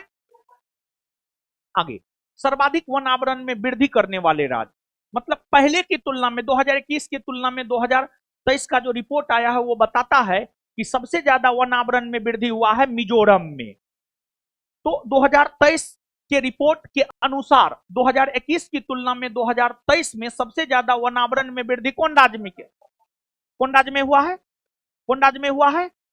और सबसे ज्यादा कमी मध्य प्रदेश, सबसे ज्यादा कमी, सबसे ज्यादा कमी मध्य प्रदेश। सर्वाधिक वन आवरण प्रतिशत वाले राज्य, यानी देखिए एक बात समझिएगा, सबसे ज्यादा क्षेत्रफल के दृष्टिकोण से सबसे ज्यादा वन मध्य प्रदेश में है, लेकिन प्रतिशतता के आधार पर देखा जाए तो प्रतिशतता के आधार पर सबसे ज्यादा वन कहां है, मिजोरम में। सबसे ज्यादा वन कहां है, मिजोरम में। फिर सर्वाधिक वन आवरण प्रतिशत वाले केंद्र शासित प्रदेश, केंद्र शासित प्रदेश के संदर्भ में देखा जाए तो सबसे ज्यादा है लक्षद्वीप में। सबसे ज्यादा कहां है, लक्षद्वीप में। समझ गए ना। तो सर्वाधिक वन एवं वृक्ष आवरण वाले राज्य के अनुसार अगर देखा जाए तो उसमें भी जो है आपको मध्य प्रदेश ही है। तो इसको छोड़िए, यहां पर आप याद कीजिए, प्रतिशतता के आधार पर सर्वाधिक वन आवरण प्रतिशत वाला राज्य आए, राज्य में सबसे ज्यादा केंद्र शासित प्रदेश में, केंद्र शासित प्रदेश में, केंद्र शासित प्रदेश में। चलिए, इसके बाद जो है ये सब अन्य महत्वपूर्ण तथ्य है, ये सब बहुत ज्यादा महत्वपूर्ण नहीं है, बहुत ज्यादा महत्वपूर्ण नहीं है। लेकिन हाँ, मैंग्रोव वनस्पति, मैंग्रोव वनस्पति, मैंग्रोव वनस्पति, देखिए आपको मैंग्रोव वनस्पति की हम लोग बात करें तो सामान्य तौर पर जो समुद्र तटीय राज्य है, भारत में समुद्र तटीय राज्य क्या गो, 9 गुण है। तो सामान्य तौर पर समुद्र तटीय राज्य में जो है आपको मैंग्रोव वन मिलेगा, मैंग्रोव वन मिलेगा। तो यहां पर आप देखिए, वन स्थिति रिपोर्ट 2023 के आधार पर देश में कुल कच्छ या मैंग्रोव वन 4,991.68 किलोमीटर स्क्वायर, जो देश के कुल भौगोलिक क्षेत्रफल का 0.15% है। 2021 की तुलना में मैंग्रोव वन के क्षेत्रफल में 7.43 वर्ग किलोमीटर की कमी हुई है। भारत में मैंग्रोव वन कुल 12 राज्य या केंद्र शासित प्रदेश में स्थित है। मैंग्रोव वन सबसे ज्यादा है आपको पश्चिम बंगाल में, सबसे ज्यादा आपको कहां है, पश्चिम बंगाल में, पश्चिम बंगाल में। और आपको जो नया रिपोर्ट आया है उसके अनुसार अगर देखा जाए, सर्वाधिक मैंग्रोव वनस्पति में वृद्धि वाला राज्य या केंद्र शासित प्रदेश है आंध्र प्रदेश। कौन है आपको, आंध्र प्रदेश, आंध्र प्रदेश है। सर्वाधिक मैंग्रोव वनस्पति में कमी वाले राज्य है गुजरात। भारतीय वन सर्वेक्षण, इसकी स्थापना 1 जून 1981 को हुई है। इसका मुख्यालय उत्तराखंड में है। इसके महानिदेशक अनूप सिंह है, अनूप सिंह है। फिर भारतीय वनस्पति सर्वेक्षण का मुख्यालय कोलकाता में है और इसकी स्थापना हुई है 1890 में, 1890 में। तो अब यहां पर जो है थोड़ा सा इसको जो है हम लोग याद कर लेते हैं और इसके बाद जो है हम लोग आगे बढ़ेंगे, ठीक है ना। बताइएगा, भारत वन रिपोर्ट पहली बार कब प्रकाशित हुआ है, 1987 में। आजाद भारत की पहली राष्ट्रीय वन नीति कब आई है, 1900। इसमें संशोधन कब हुआ है, 1900। और कुल कितने प्रतिशत भूभाग पर वन होना चाहिए, है कितना परसेंट? अच्छा, भारत का वन आवरण कितना वर्ग किलोमीटर में? 7,15,343 वर्ग किलोमीटर। भारत का वन आवरण कितना किलोमीटर में? 7,15,343 वर्ग किलोमीटर में, जो कुल क्षेत्रफल का कितना परसेंट? 21.76%। 2021 के रिपोर्ट की तुलना में वन आवरण में वृद्धि कितना वर्ग किलोमीटर की हुई? 156। वन आवरण कुल कितना परसेंट? 21.76। वृक्षावरण 3.4। कुल वन 25 सर्वाधिक वन वाला राज्य, सबसे कम वन वाला राज्य, सर्वाधिक वन आवरण में वृद्धि वाला राज्य, सर्वाधिक वन आवरण में नुकसान वाला राज्य मध्य प्रदेश। सर्वाधिक वन आवरण प्रतिशत वाला राज्य, सर्वाधिक वन आवरण प्रतिशत वाला केंद्र शासित प्रदेश, सर्वाधिक वन एवं वृक्षावरण वाला राज्य मध्य प्रदेश। इसके बाद आगे अगर देखा जाए तो जो रिपोर्ट है, वन स्थिति रिपोर्ट 2023 के अनुसार भारत में कुल कितना मैनग्रोव वन है? 4,991.68 किलोमीटर स्क्वायर। और 2021 की तुलना में मैनग्रोव वन में कितना की कमी हुई है? कितना की कमी हुई है? कितना की कमी हुई है? सबसे ज्यादा मैनग्रोव वन कौन राज्य में? सबसे ज्यादा मैनग्रोव वन 2023 के रिपोर्ट के अनुसार सर्वाधिक मैनग्रोव वनस्पति में वृद्धि वाला राज्य, वृद्धि वाला राज्य। भारतीय वन सर्वेक्षण की स्थापना कब हुई है? 1 जून 1981। भारतीय वन सर्वेक्षण का मुख्यालय कहां है? भारतीय वनस्पति सर्वेक्षण का मुख्यालय कहां है? कोलकाता। अब देखिएगा बाबू, अब जब रिपोर्ट आया था तो बिहार पर भी रिपोर्ट आया था, तो बिहार पर रिपोर्ट आया था तो थोड़ा सा बिहार के विषय में भी हम लोग जान लेते हैं। बिहार वन स्थिति रिपोर्ट 2023, यह भी जारी भारतीय वन सर्वेक्षण द्वारा ही प्रति 2 वर्ष पर किया जाता है। मंत्रालय पर्यावरण, वन एवं जलवायु परिवर्तन मंत्रालय द्वारा किया जाता है। बिहार में वन आवरण संबंधी आंकड़े, 18वीं वन स्थिति रिपोर्ट 2023 के अनुसार बिहार का वन आवरण 7,532.45 वर्ग किलोमीटर है, जो कि कुल भौगोलिक क्षेत्रफल का 8% है। 8% है। बिहार बताइए कितना पीछे है? होना चाहिए 33%, बिहार में मात्र लगभग 8% के आसपास है। तो हम सभी लोगों को जो है वृक्ष सब लगाना चाहिए। 2021 की रिपोर्ट की तुलना में वनावरण में 129.19 वर्ग किलोमीटर की वृद्धि दर्ज की गई है। ये सुखद खबर है कि पहले की तुलना में, जो पहले तो 7% ही हुआ करता था, लेकिन अब बढ़ा है तो हम लोग 8% पर आ गए हैं। अब सर्वाधिक वन आवरण वाला जिला अगर देखा जाए तो सबसे ज्यादा वन कैमूर में है, सबसे ज्यादा वन कैमूर में है, सबसे कम वन शेखपुरा में है। प्रतिशतता के आधार पर देखा जाए तो सबसे ज्यादा कैमूर में है, इसके बाद सबसे कम शेखपुरा में है। यानी कहने का मतलब यह हुआ कि बिहार में क्षेत्रफल और प्रतिशतता दोनों आधार पर सबसे ज्यादा वन कैमूर में है और सबसे कम वन शेखपुरा में। सबसे कम वन कहां है? शेखपुरा में। 2021 की रिपोर्ट की तुलना में सर्वाधिक वृद्धि वनों में हुई है भागलपुर में। कहां हुई है? भागलपुर में। और सर्वाधिक कमी हुई है कैमूर में। सर्वाधिक कमी हुई है कैमूर में, कैमूर में। इसके बाद अगर आगे देखा जाए तो आगे जो है ये सब बहुत ज्यादा महत्वपूर्ण नहीं है।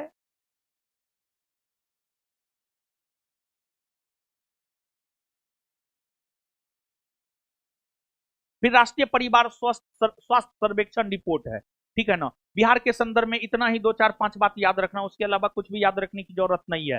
पहली बात बताइए, 2023 के रिपोर्ट के अनुसार बिहार में कितने वर्ग किलोमीटर में वन है? 7,532.45 वर्ग किलोमीटर। 2023 के रिपोर्ट के अनुसार बिहार में कितने भूभाग पर वन है,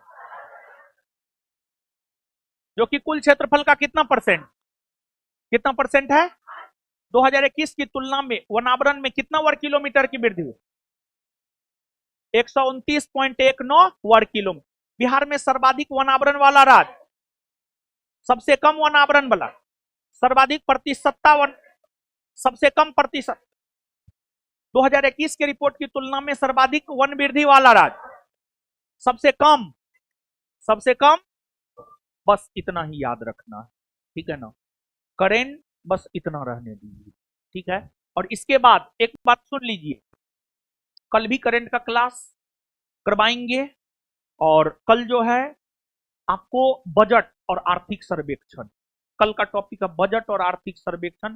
दोपहर में 12:30 बजे से जो है करंट का क्लास कल भी होगा, और बजट और आर्थिक सर्वेक्षण, ठीक है ना। तो शुरुआती जो 6 टॉपिक है ना, उसको प्रयास कर रहे हैं आज से कल तक में खत्म कर देने का, कल तक में खत्म कर देंगे, ठीक है ना।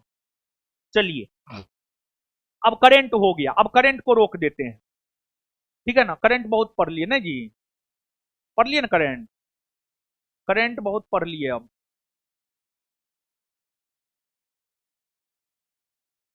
चलिए, अब हम लोग देखेंगे बिहार। करंट का सेशन खत्म, अब बिहार, बिहार, बिहार। देखिए बाबू, बिहार समझिए, बिहार का जहां तक सवाल है, आपको अभी बिहार में विधानसभा के चुनाव हुए हैं, अभी बिहार में विधानसभा के चुनाव हुए हैं, और विधानसभा का चुनाव एक प्रकार का राजनीतिक घटनाक्रम है, राजनीतिक घटनाक्रम है। और इसलिए हम लोगों को बिहार के राज व्यवस्था को पढ़ना है। बिहार की राज व्यवस्था की शुरुआत कर रहे हैं हम, बिहार की राज व्यवस्था। बिहार जो हम आपको पढ़ा रहे हैं, पिछले दिन बिहार में हम आपको क्या पढ़ाए थे, कुछ याद है? क्या है? बिहार विधानसभा चुनाव, पंचायती राज, हाँ, पंचायती राज, वो भी बिहार के राज व्यवस्था का ही टॉपिक है। सुनिए, देखिए बिहार, बिहार जो हम लोग पढ़ते हैं ना बाबू, बिहार के अंतर्गत अगर देखा जाए, तो बिहार के अंतर्गत हम लोगों को बिहार के इतिहास को पढ़ना होता है, बिहार के कला और संस्कृति को पढ़ना होता है, कला और संस्कृति को पढ़ना होता है, फिर बिहार के भूगोल को पढ़ना होता है, फिर बिहार के राज व्यवस्था को पढ़ना होता है, फिर बिहार की अर्थव्यवस्था को पढ़ना होता है, बिहार की अर्थव्यवस्था को पढ़ना होता है, फिर बिहार के पर्यटन को पढ़ना होता है, बिहार के प्रमुख व्यक्तित्व को पढ़ना होता है। बिहार का किताब संस्थान में जो भी बच्चा पढ़ रहे होंगे उन सब के पास बिहार का किताब होगा, क्योंकि 5 सितंबर 5 सितंबर शिक्षक दिवस के शुभ अवसर पर सब बैच में बच्चा को दिए थे हम, नहीं दिए थे? सबके पास होना चाहिए। वो बिहार का बुक आप देखिएगा, हाँ ई वाला बुक है, हाँ हाँ ई वाला बुक है, बुक है आपके पास, लिखने का कोई जरूरत ना है। बुक आपके पास है तो लिखने का कोई जरूरत आपको ना है, समझ गए ना। अब बुक ना है तो आप अपना लिखते रहिए, बुक है तो लिखने का कोई जरूरत ना है। अब इसमें अगर देखा जाए बाबू, तो इसमें जो है हम आपको जो पढ़ाना शुरू करेंगे, हम आपको स्पष्ट कर दे कि इसमें हम आपको पढ़ाना शुरू करेंगे क्या, इस बुक में पेज नंबर 61 और पेज नंबर 61 में है बिहार की राज व्यवस्था। पेज नंबर 61 में क्या है बाबू, आपको बिहार की राज व्यवस्था, बिहार की राज व्यवस्था, बिहार की राज व्यवस्था। पेज नंबर 61 पलट लीजिएगा, बिहार की राज व्यवस्था हम पढ़ाएंगे। बिहार हम इसी बुक से पढ़ाएंगे, और हम शुरू कर रहे हैं बिहार की राज व्यवस्था। बिहार की राज व्यवस्था छोटा टॉपिक है। बिहार का राज व्यवस्था जब खत्म हो जाएगा तब बिहार का भूगोल पढ़ाएंगे, और बिहार का भूगोल जब खत्म हो जाएगा तब हम आपको बिहार का इतिहास पढ़ाएंगे, बिहार का इतिहास पढ़ाएंगे। इतिहास थोड़ा बड़ा है, समझ गए ना, और राज व्यवस्था और भूगोल कम कम है। तो इसी वजह से राज व्यवस्था को पहले पढ़ा देते हैं, और बिहार में चुनाव भी हुए हैं, इसी वजह से राज व्यवस्था को पहले पढ़ा देते हैं। फिर उसके बाद जो है भूगोल, फिर इतिहास, और फिर अर्थव्यवस्था तथा अन्य चीजों को जो है हम लोग देखेंगे। तो बिहार की राज व्यवस्था देखिए, आपको राज व्यवस्था यानी पॉलिटी, यानी बिहार के राजनीति के बारे में एक प्रकार से जानना है। और पॉलिटी विषय आप लोग जानते हैं कि नहीं जानते हैं? पॉलिटी में हम लोगों को क्या पढ़ना होता है? पॉलिटी में हम लोगों को भारत के संविधान के बारे में पढ़ना होता है। पॉलिटी में हम लोगों को भारत के संविधान के बारे में पढ़ना होता है। और जब आप भारत के संविधान को पढ़ते हैं तो फिर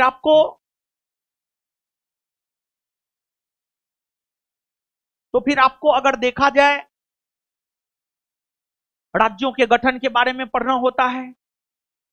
फिर उसके बाद मौलिक अधिकार, नागरिकता, फिर उसके बाद राज्य के नीति निर्देशक तत्व, फिर राष्ट्रपति, राज्यपाल, प्रधानमंत्री, लोकसभा, राज्यसभा, सुप्रीम कोर्ट, उसके बाद मुख्यमंत्री, राज्यपाल, विधानसभा, विधान परिषद, हाई कोर्ट, पंचायती राज, इन सभी चीजों को हम लोगों को पढ़ना होता है। इन सभी चीजों को पढ़ना होता है। तो देखिए बाबू, सबसे पहले हम लोग बिहार राज्य की बात करते हैं। थोड़ा सा बिहार राज्य के गठन की बात हम लोग करते हैं। सबसे पहले थोड़ा सा बिहार राज्य के गठन की बात करते हैं हम लोग थोड़ा सा, और उसके बाद बिहार के मुख्यमंत्री, राज्यपाल, इन सभी चीजों को एक एक करके जो हम लोग देखेंगे। तो हम आपको यह बात स्पष्ट कर दिए हैं कि हम आपको बिहार की राज्य व्यवस्था पढ़ाएंगे। पिछले दिन भी पंचायती राज नगर पालिका पढ़ाए थे, वो भी बिहार की राज्य व्यवस्था के अंतर्गत ही आता है। तो बिहार की राज्य व्यवस्था पढ़ा रहे हैं। जहां तक बिहार राज्य के गठन का सवाल है, जहां तक बिहार राज्य के गठन का सवाल है,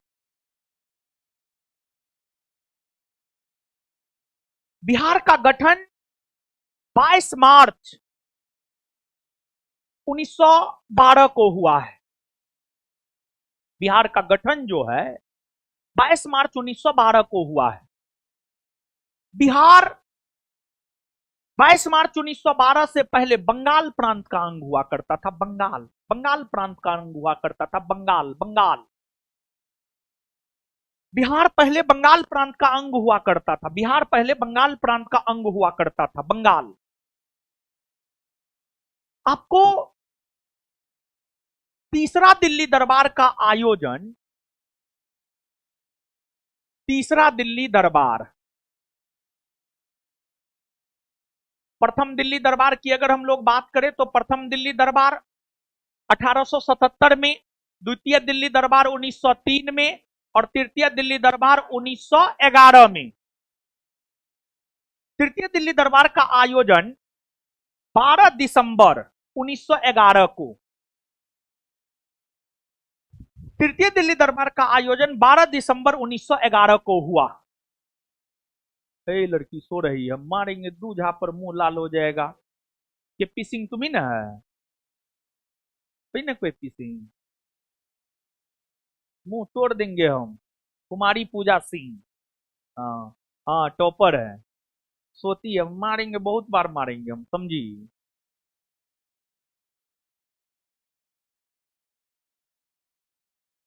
तुम देखने जाती, तुम उसका असिस्टेंट है क्या? पीए है, पर्सनल असिस्टेंट?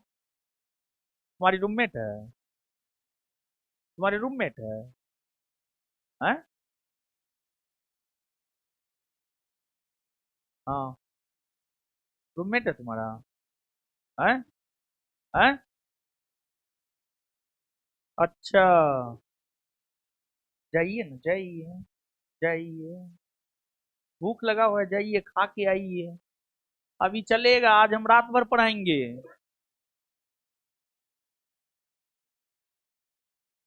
हाँ, आज रात भर क्लास चलेगा आज। ज्यादा बकने का नहीं है, ठीक है? ज्यादा आदेश देने का नहीं है हमको, समझे ना? पढ़ने आए, आराम से पढ़िए, अब पढ़ाइए, अब बात कीजिए, वो मेरा काम है, आपका काम नहीं है कि हम क्या करेंगे। आदेश तो हम भगवानों का नहीं सुने हैं आज तक। कर्म किए हैं, कर्म, कर्म, ठीक है ना? कर्म, कर्म से ऊपर कुछ नहीं। स्वामी विवेकानंद जी क्या बोले? वर्क इज वर्शिप, कर्म ही। और उसके बाद स्वामी विवेकानंद जी ही बोले हैं मानव सेवा ही ईश्वर सेवा है। तो हम मानव सेवा ही ना कर रहे हैं जी। आप लोग को पढ़ा रहे हैं, आप लोग मानव है ना, आपको सेवा दे रहे हैं, तो मानव सेवा नहीं हुआ? हाँ, सुनिए। मौसी मुंह तोड़ देंगे हम, बड़ी चप्पर चप्पर बोलती है। टेस्ट में तो नीचे से टॉप करती है। चलिए सुनिए, क्या पढ़ा रहे थे? हाँ, देखिए बाबू, 1911 ईस्वी में ब्रिटेन के सम्राट जॉर्ज पंचम और उनकी पत्नी महारानी मेरी, 1911 ईस्वी में ब्रिटेन के सम्राट जॉर्ज पंचम और उनकी पत्नी महारानी मेरी का आगमन हुआ था। उन्हीं के सम्मान में तृतीय दिल्ली दरबार का आयोजन 12 दिसंबर 1911 को हुआ था। और इस तृतीय दिल्ली दरबार के दौरान ही यह घोषणा किया गया कि बंगाल प्रांत का विभाजन होगा और बिहार का गठन होगा। और इस घोषणा के तहत ही बिहार का गठन 22 मार्च 1912 को हुआ। और बिहार का गठन 22 मार्च 1912 को हुआ। बिहार विधिवत रूप से अस्तित्व में, बिहार विधिवत रूप से अस्तित्व में 1 अप्रैल 1912 को आया। 1 अप्रैल 1912 को आया। जब 1912 ईस्वी में बंगाल का विभाजन और बिहार का गठन हुआ था, तो उस समय भारत के वायसराय हुआ करते थे लॉर्ड हार्डिंग द्वितीय। लॉर्ड हार्डिंग द्वितीय, लॉर्ड हार्डिंग द्वितीय, लॉर्ड हार्डिंग द्वितीय का कालखंड है 1910 से 1916। तो बिहार के गठन के समय भारतीय वायसराय लॉर्ड हार्डिंग द्वितीय हुआ करते थे, लॉर्ड हार्डिंग द्वितीय हुआ करते थे। 1912 में जो बिहार बना था, उस बिहार में झारखंड भी था, ओडिशा भी था। 1912 में जो बिहार बना था, उस बिहार में झारखंड और ओडिशा दोनों था। आगे चलकर 1912 के बिहार का मतलब है आज का बिहार, झारखंड, ओडिशा तीनों। आगे चलकर बिहार का विभाजन हुआ, जैसे बंगाल का विभाजन हुआ उसी प्रकार से बिहार का विभाजन हुआ। वर्ष 1936 में बिहार का पहली बार विभाजन हुआ और ओडिशा बना। वर्ष 1936 में बिहार का पहली बार विभाजन हुआ और ओडिशा बना। फिर बिहार का दूसरी बार विभाजन 15 नवंबर 2000 ईस्वी को हुआ और फिर झारखंड बना, और फिर झारखंड बना। तो बिहार का विभाजन होकर ओडिशा और बिहार का विभाजन होकर ही झारखंड बना है, बना है। तो ये तो बिहार का गठन और बिहार के विभाजन को लेकर बात हुआ।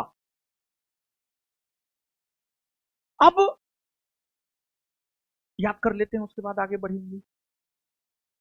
कौन दिल्ली दरबार में बंगाल का विभाजन कर बिहार का गठन करने की घोषणा हुई?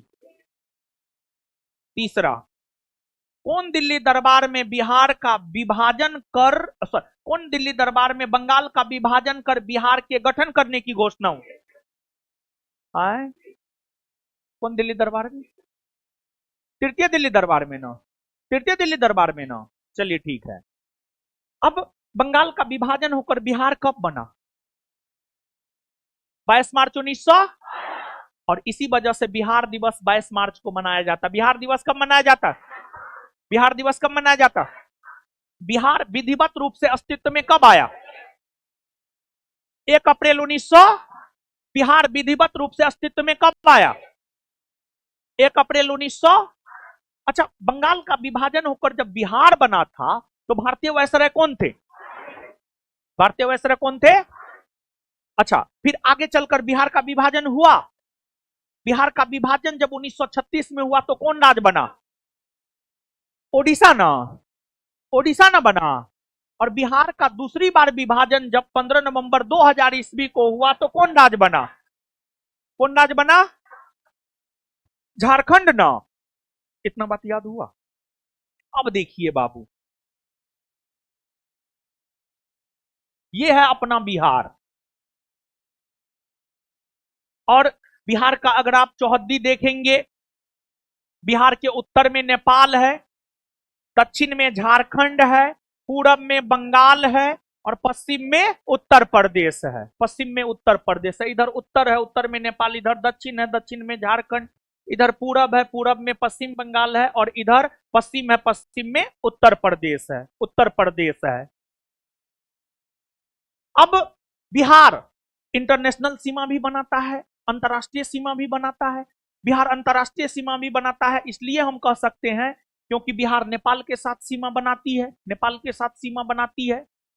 नेपाल के साथ आपको west Champaran, east Champaran, Sitamarhi, Madhubani, Supaul, Araria, Kishanganj, total Bihar के 38 जिला में से 7 जिला है।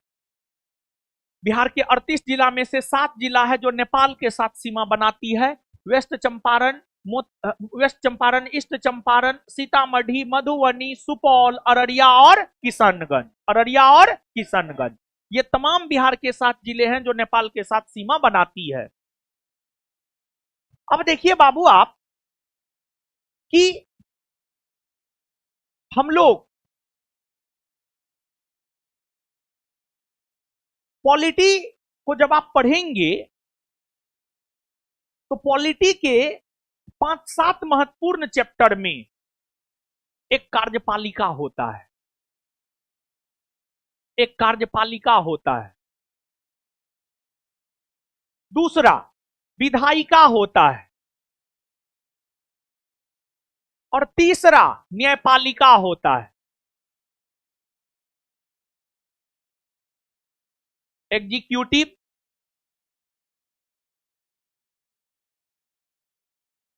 Legislature, judiciary. कार्यपालिका, विधायिका और न्यायपालिका।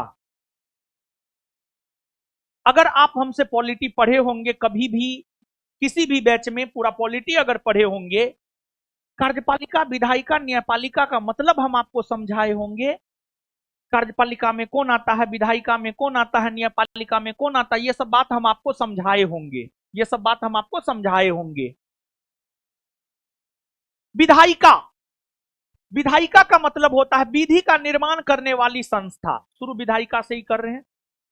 विधायिका, विधायिका का मतलब होता है विधि का निर्माण करने वाली संस्था, विधि का निर्माण करने वाली संस्था, विधि का निर्माण करने वाली संस्था, विधि का निर्माण करने वाली संस्था।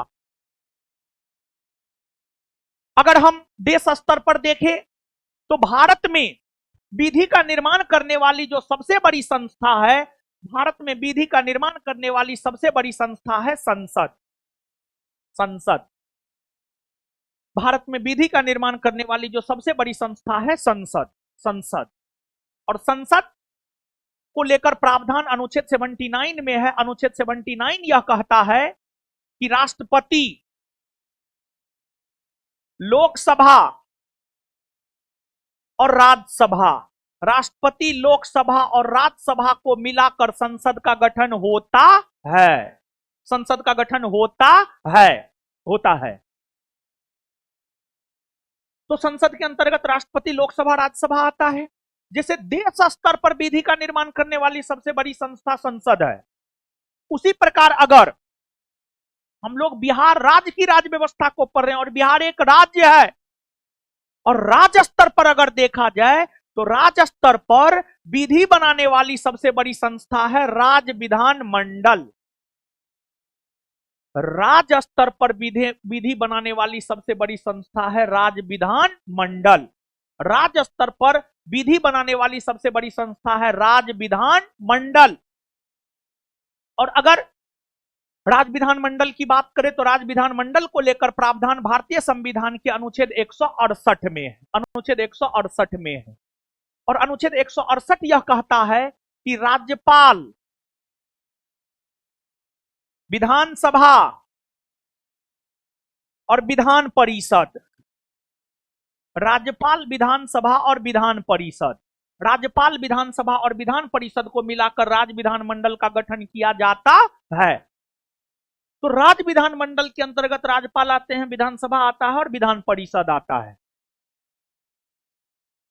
और आप बाबू यहां पर जो विधायिका पढ़ रहे हैं, अगर आप राज्य की विधायिका पढ़ेंगे तो राज्य की विधायिका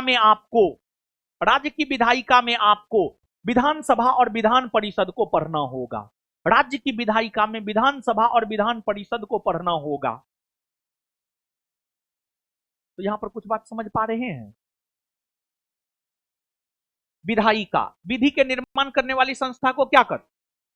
विधायिका क्या कहते हैं? विधि के निर्माण करने वाली संस्था को क्या कहते हैं? विधायिका कहते हैं।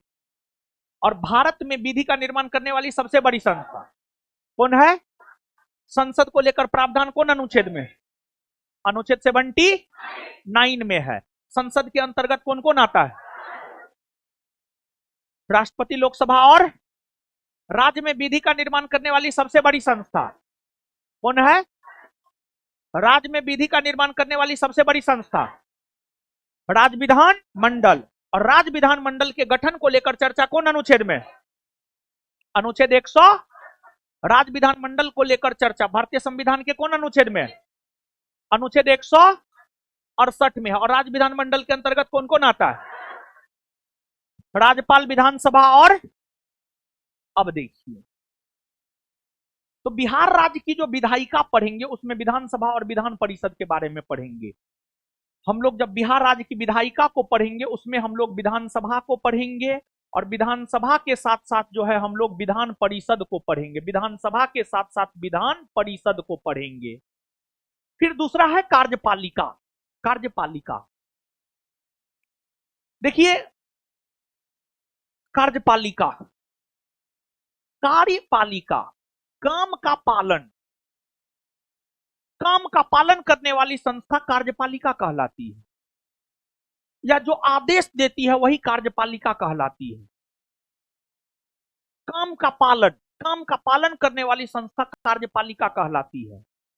केंद्र सरकार के अंतर्गत कार्यपालिका में राष्ट्रपति आते हैं, प्रधानमंत्री आते हैं, मंत्री परिषद आता है, उपराष्ट्रपति आते हैं।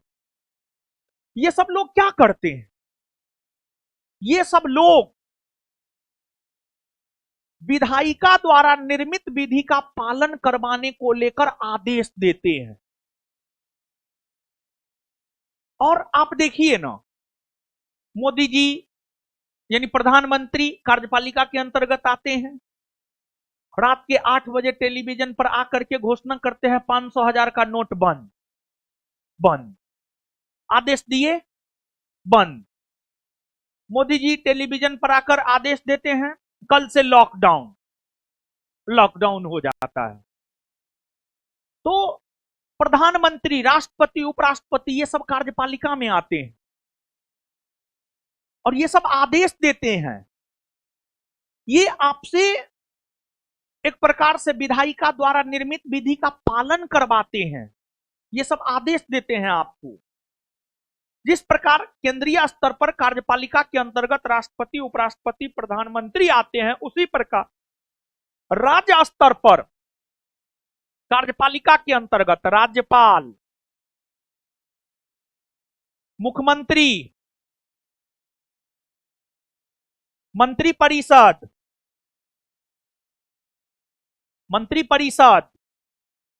महाधिवक्ता, ये सब आते हैं। तो राज्य की कार्यपालिका के अंतर्गत राज्यपाल, मुख्यमंत्री, मंत्री परिषद, महाधिवक्ता ये सब आते हैं।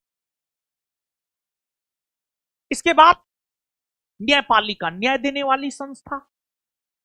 राज्य में न्याय देने वाली संस्था, राज्य में न्याय देने वाली सर्वोच्च संस्था है उच्च न्यायालय। उच्च न्यायालय यानी हाई कोर्ट। फिर अधीनस्थ न्यायालय यानी सबऑर्डिनेट कोर्ट। अधीनस्थ न्यायालय यानी सबऑर्डिनेट कोर्ट। अधीनस्थ न्यायालय यानी सबऑर्डिनेट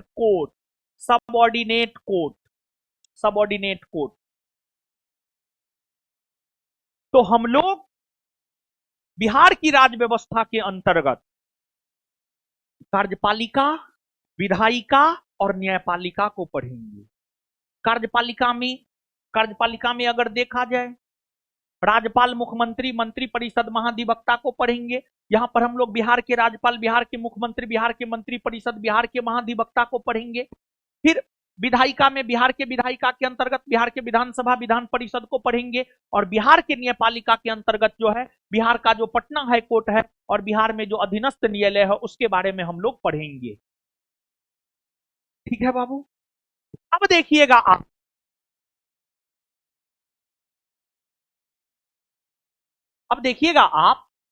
देखिए, सबसे पहले हम लोग पढ़ते हैं राज्यपाल को, यानी गवर्नर को। राज्यपाल यानी गवर्नर को। अब हम लोग पढ़ना शुरू कर दिए हैं कौन चीज? तो अब हम लोग पढ़ना शुरू कर दिए हैं क्या? राज्यपाल यानी गवर्नर।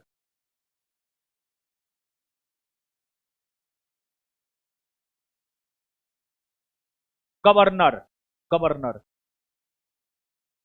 देखिए बाबू, गवर्नर जब आप पढ़ते हैं भारतीय संविधान के अनुच्छेद 153 को, भारतीय संविधान के अनुच्छेद 153 को,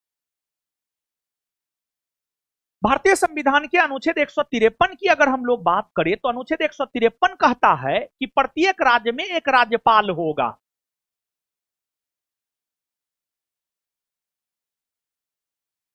एक राज्यपाल होगा,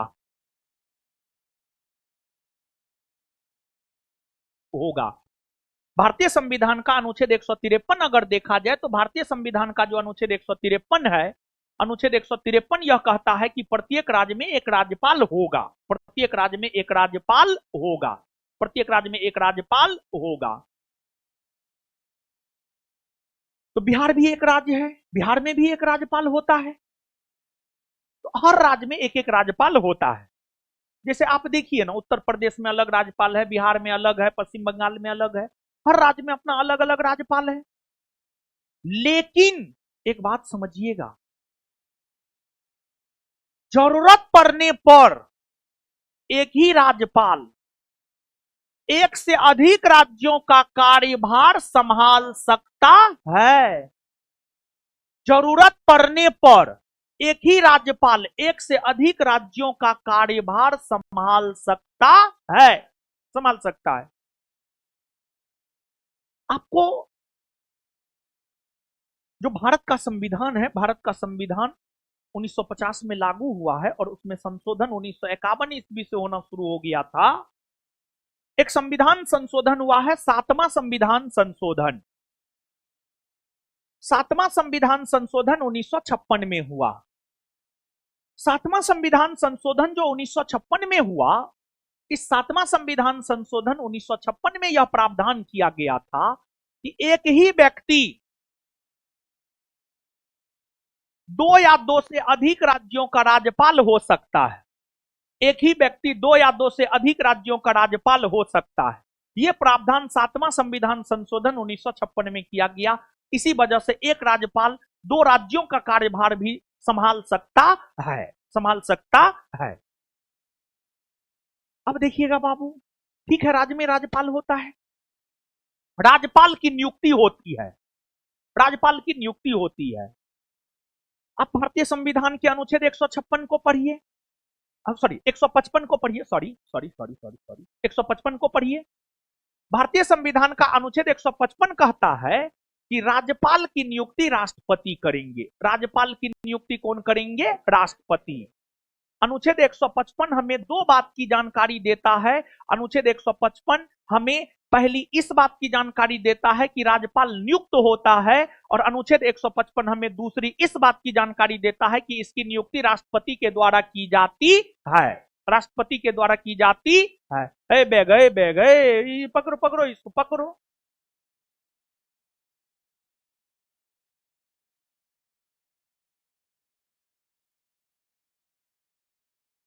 सुनिए, काहे आज के बच्चा का रिजल्ट काहे नहीं होता है? काहे नहीं होता है? यही सब तो रीजन है। रीजन है क्या? ठीक है। अरे हम भी तो आदमी हैं महाराज, हम नहीं थके हैं, आप थक गए। तो कैसे सफल हो जाइएगा? दाल भात चोखा है क्या? तो अनुच्छेद 155 हमें दो बात की जानकारी देता है। एक, राज्यपाल की नियुक्ति होता है और दूसरा, राज्यपाल की नियुक्ति राष्ट्रपति करते हैं। और जानते हैं बाबू, राज्यपाल, अगर हम लोग राज्यपाल की बात करें तो राज्यपाल का जो नियुक्ति होता है, राज्यपाल की नियुक्ति के बाद उसका शपथ ग्रहण होता है। बिहार के राज्यपाल वर्तमान में आरिफ मोहम्मद खान हैं। आरिफ मोहम्मद खान की नियुक्ति राष्ट्रपति द्रौपदी मुर्मू के द्वारा की गई होगी और वो बिहार के राज्यपाल बनकर आए और आने के बाद कार्यभार संभालने से पहले उन्हें शपथ ग्रहण करना हुआ होगा और उन्होंने शपथ ग्रहण किया। और राज्यपाल को शपथ कौन दिलाता है जानते हैं? राज्यपाल का जो शपथ ग्रहण होता है, राज्यपाल को शपथ दिलाया जाता है, राज्यपाल को शपथ दिलाया जाता है उच्च न्यायालय के मुख्य न्यायाधीश के द्वारा। उच्च न्यायालय के मुख्य न्यायाधीश के द्वारा आरिफ मोहम्मद खान को शपथ पटना हाईकोर्ट के मुख्य न्यायाधीश दिलाए होंगे। तो राज्यपाल को शपथ उच्च न्यायालय के मुख्य न्यायाधीश द्वारा दिलाया जाता है। इसके बाद शपथ ग्रहण के बाद उनके कार्यकाल की शुरुआत होती है और उनका कार्यकाल 5 वर्षों का होता है। उनका कार्यकाल, राज्यपाल का कार्यकाल शपथ ग्रहण करने की तिथि से 5 वर्षों का होता है। शपथ ग्रहण करने की तिथि से 5 वर्षों का होता है, 5 वर्षों का। लेकिन प्रधानमंत्री के सलाह पर राष्ट्रपति 5 वर्ष से पहले भी राज्यपाल को पद से हटा सकते हैं। 5 वर्ष से पहले भी राज्यपाल को पद से हटा सकते हैं। और एक बात जानिए, राज्यपाल को पद से कैसे हटाया जाएगा, इसको लेकर हमारे संविधान में कोई वर्णन नहीं है। राज्यपाल को पद से कैसे हटाया जाएगा, इसको लेकर हमारे संविधान में कोई वर्णन नहीं है। जहां तक राज्यपाल का सवाल है, राज्यपाल को राष्ट्रपति हटाते हैं प्रधानमंत्री और मंत्रिपरिषद के सलाह पर। फिर राज्यपाल को जो वेतन मिलता है, राज्यपाल को वेतन राज्य के संचित निधि से मिलता है। राज्य के संचित निधि से मिलता है। और राज्यपाल को कितना वेतन मिलता है?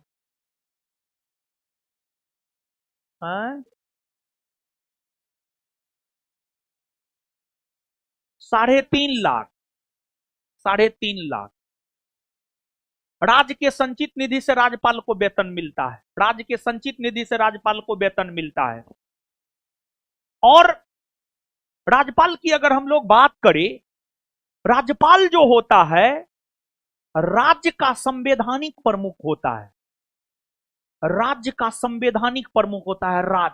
राज्य का संवैधानिक प्रमुख होता है राज्यपाल। राज्य का संवैधानिक प्रमुख राज्यपाल होता है। राज्यपाल के कई सारे कार्य है।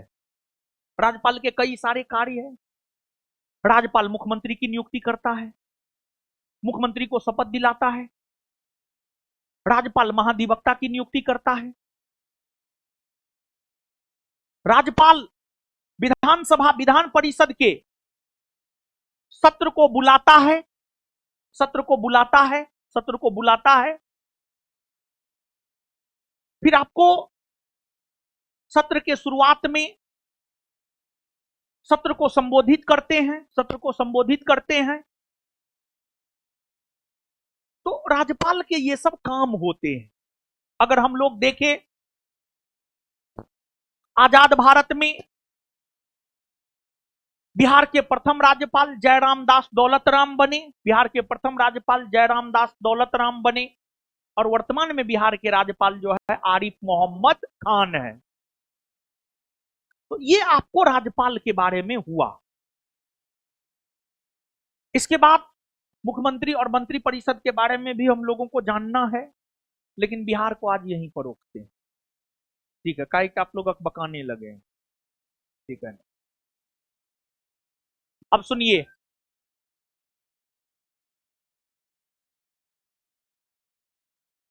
कौन अनुच्छेद कहता प्रत्येक राज्य में एक राज्यपाल होगा? 100 कौन संविधान संशोधन में यह प्रावधान किया गया है कि एक ही व्यक्ति 2 या 2 से अधिक राज्यों का राज्यपाल हो सकते हैं? आए 7वां संविधान संशोधन 1900। राज्यपाल की नियुक्ति कौन करता है? कौन अनुच्छेद के तहत? राज्यपाल को शपथ कौन दिलाता है? कौन दिलाता है?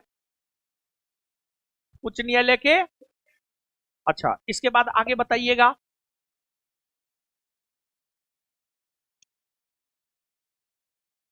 राज्यपाल का कार्यकाल कितने वर्षों का?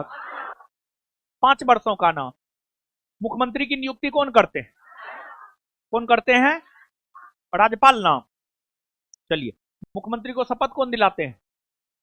राज्यपाल ना। अच्छा, आजाद भारत में बिहार के प्रथम राज्यपाल जयराम दास, वर्तमान में। चलिए, इतना बात याद हुआ ना। अब हम लोग आ जाते हैं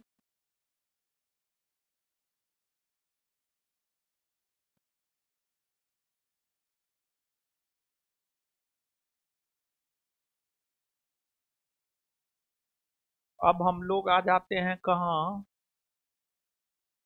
अब हम लोग आ जाते हैं स्टैटिक्स। करंट पढ़ा दिए, करंट के बाद बिहार पढ़ा दिए, और बिहार के बाद जो है अब हम लोग स्टैटिक्स पढ़ेंगे ना। स्टैटिक्स।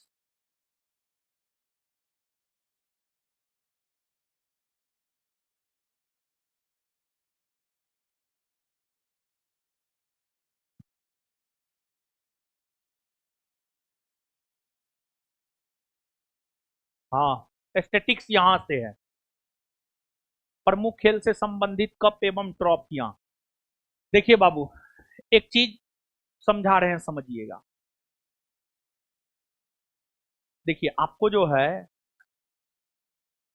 बिहार दरोगा की तैयारी करने वाले अनेकों प्रकार के छात्र हैं, समझे ना।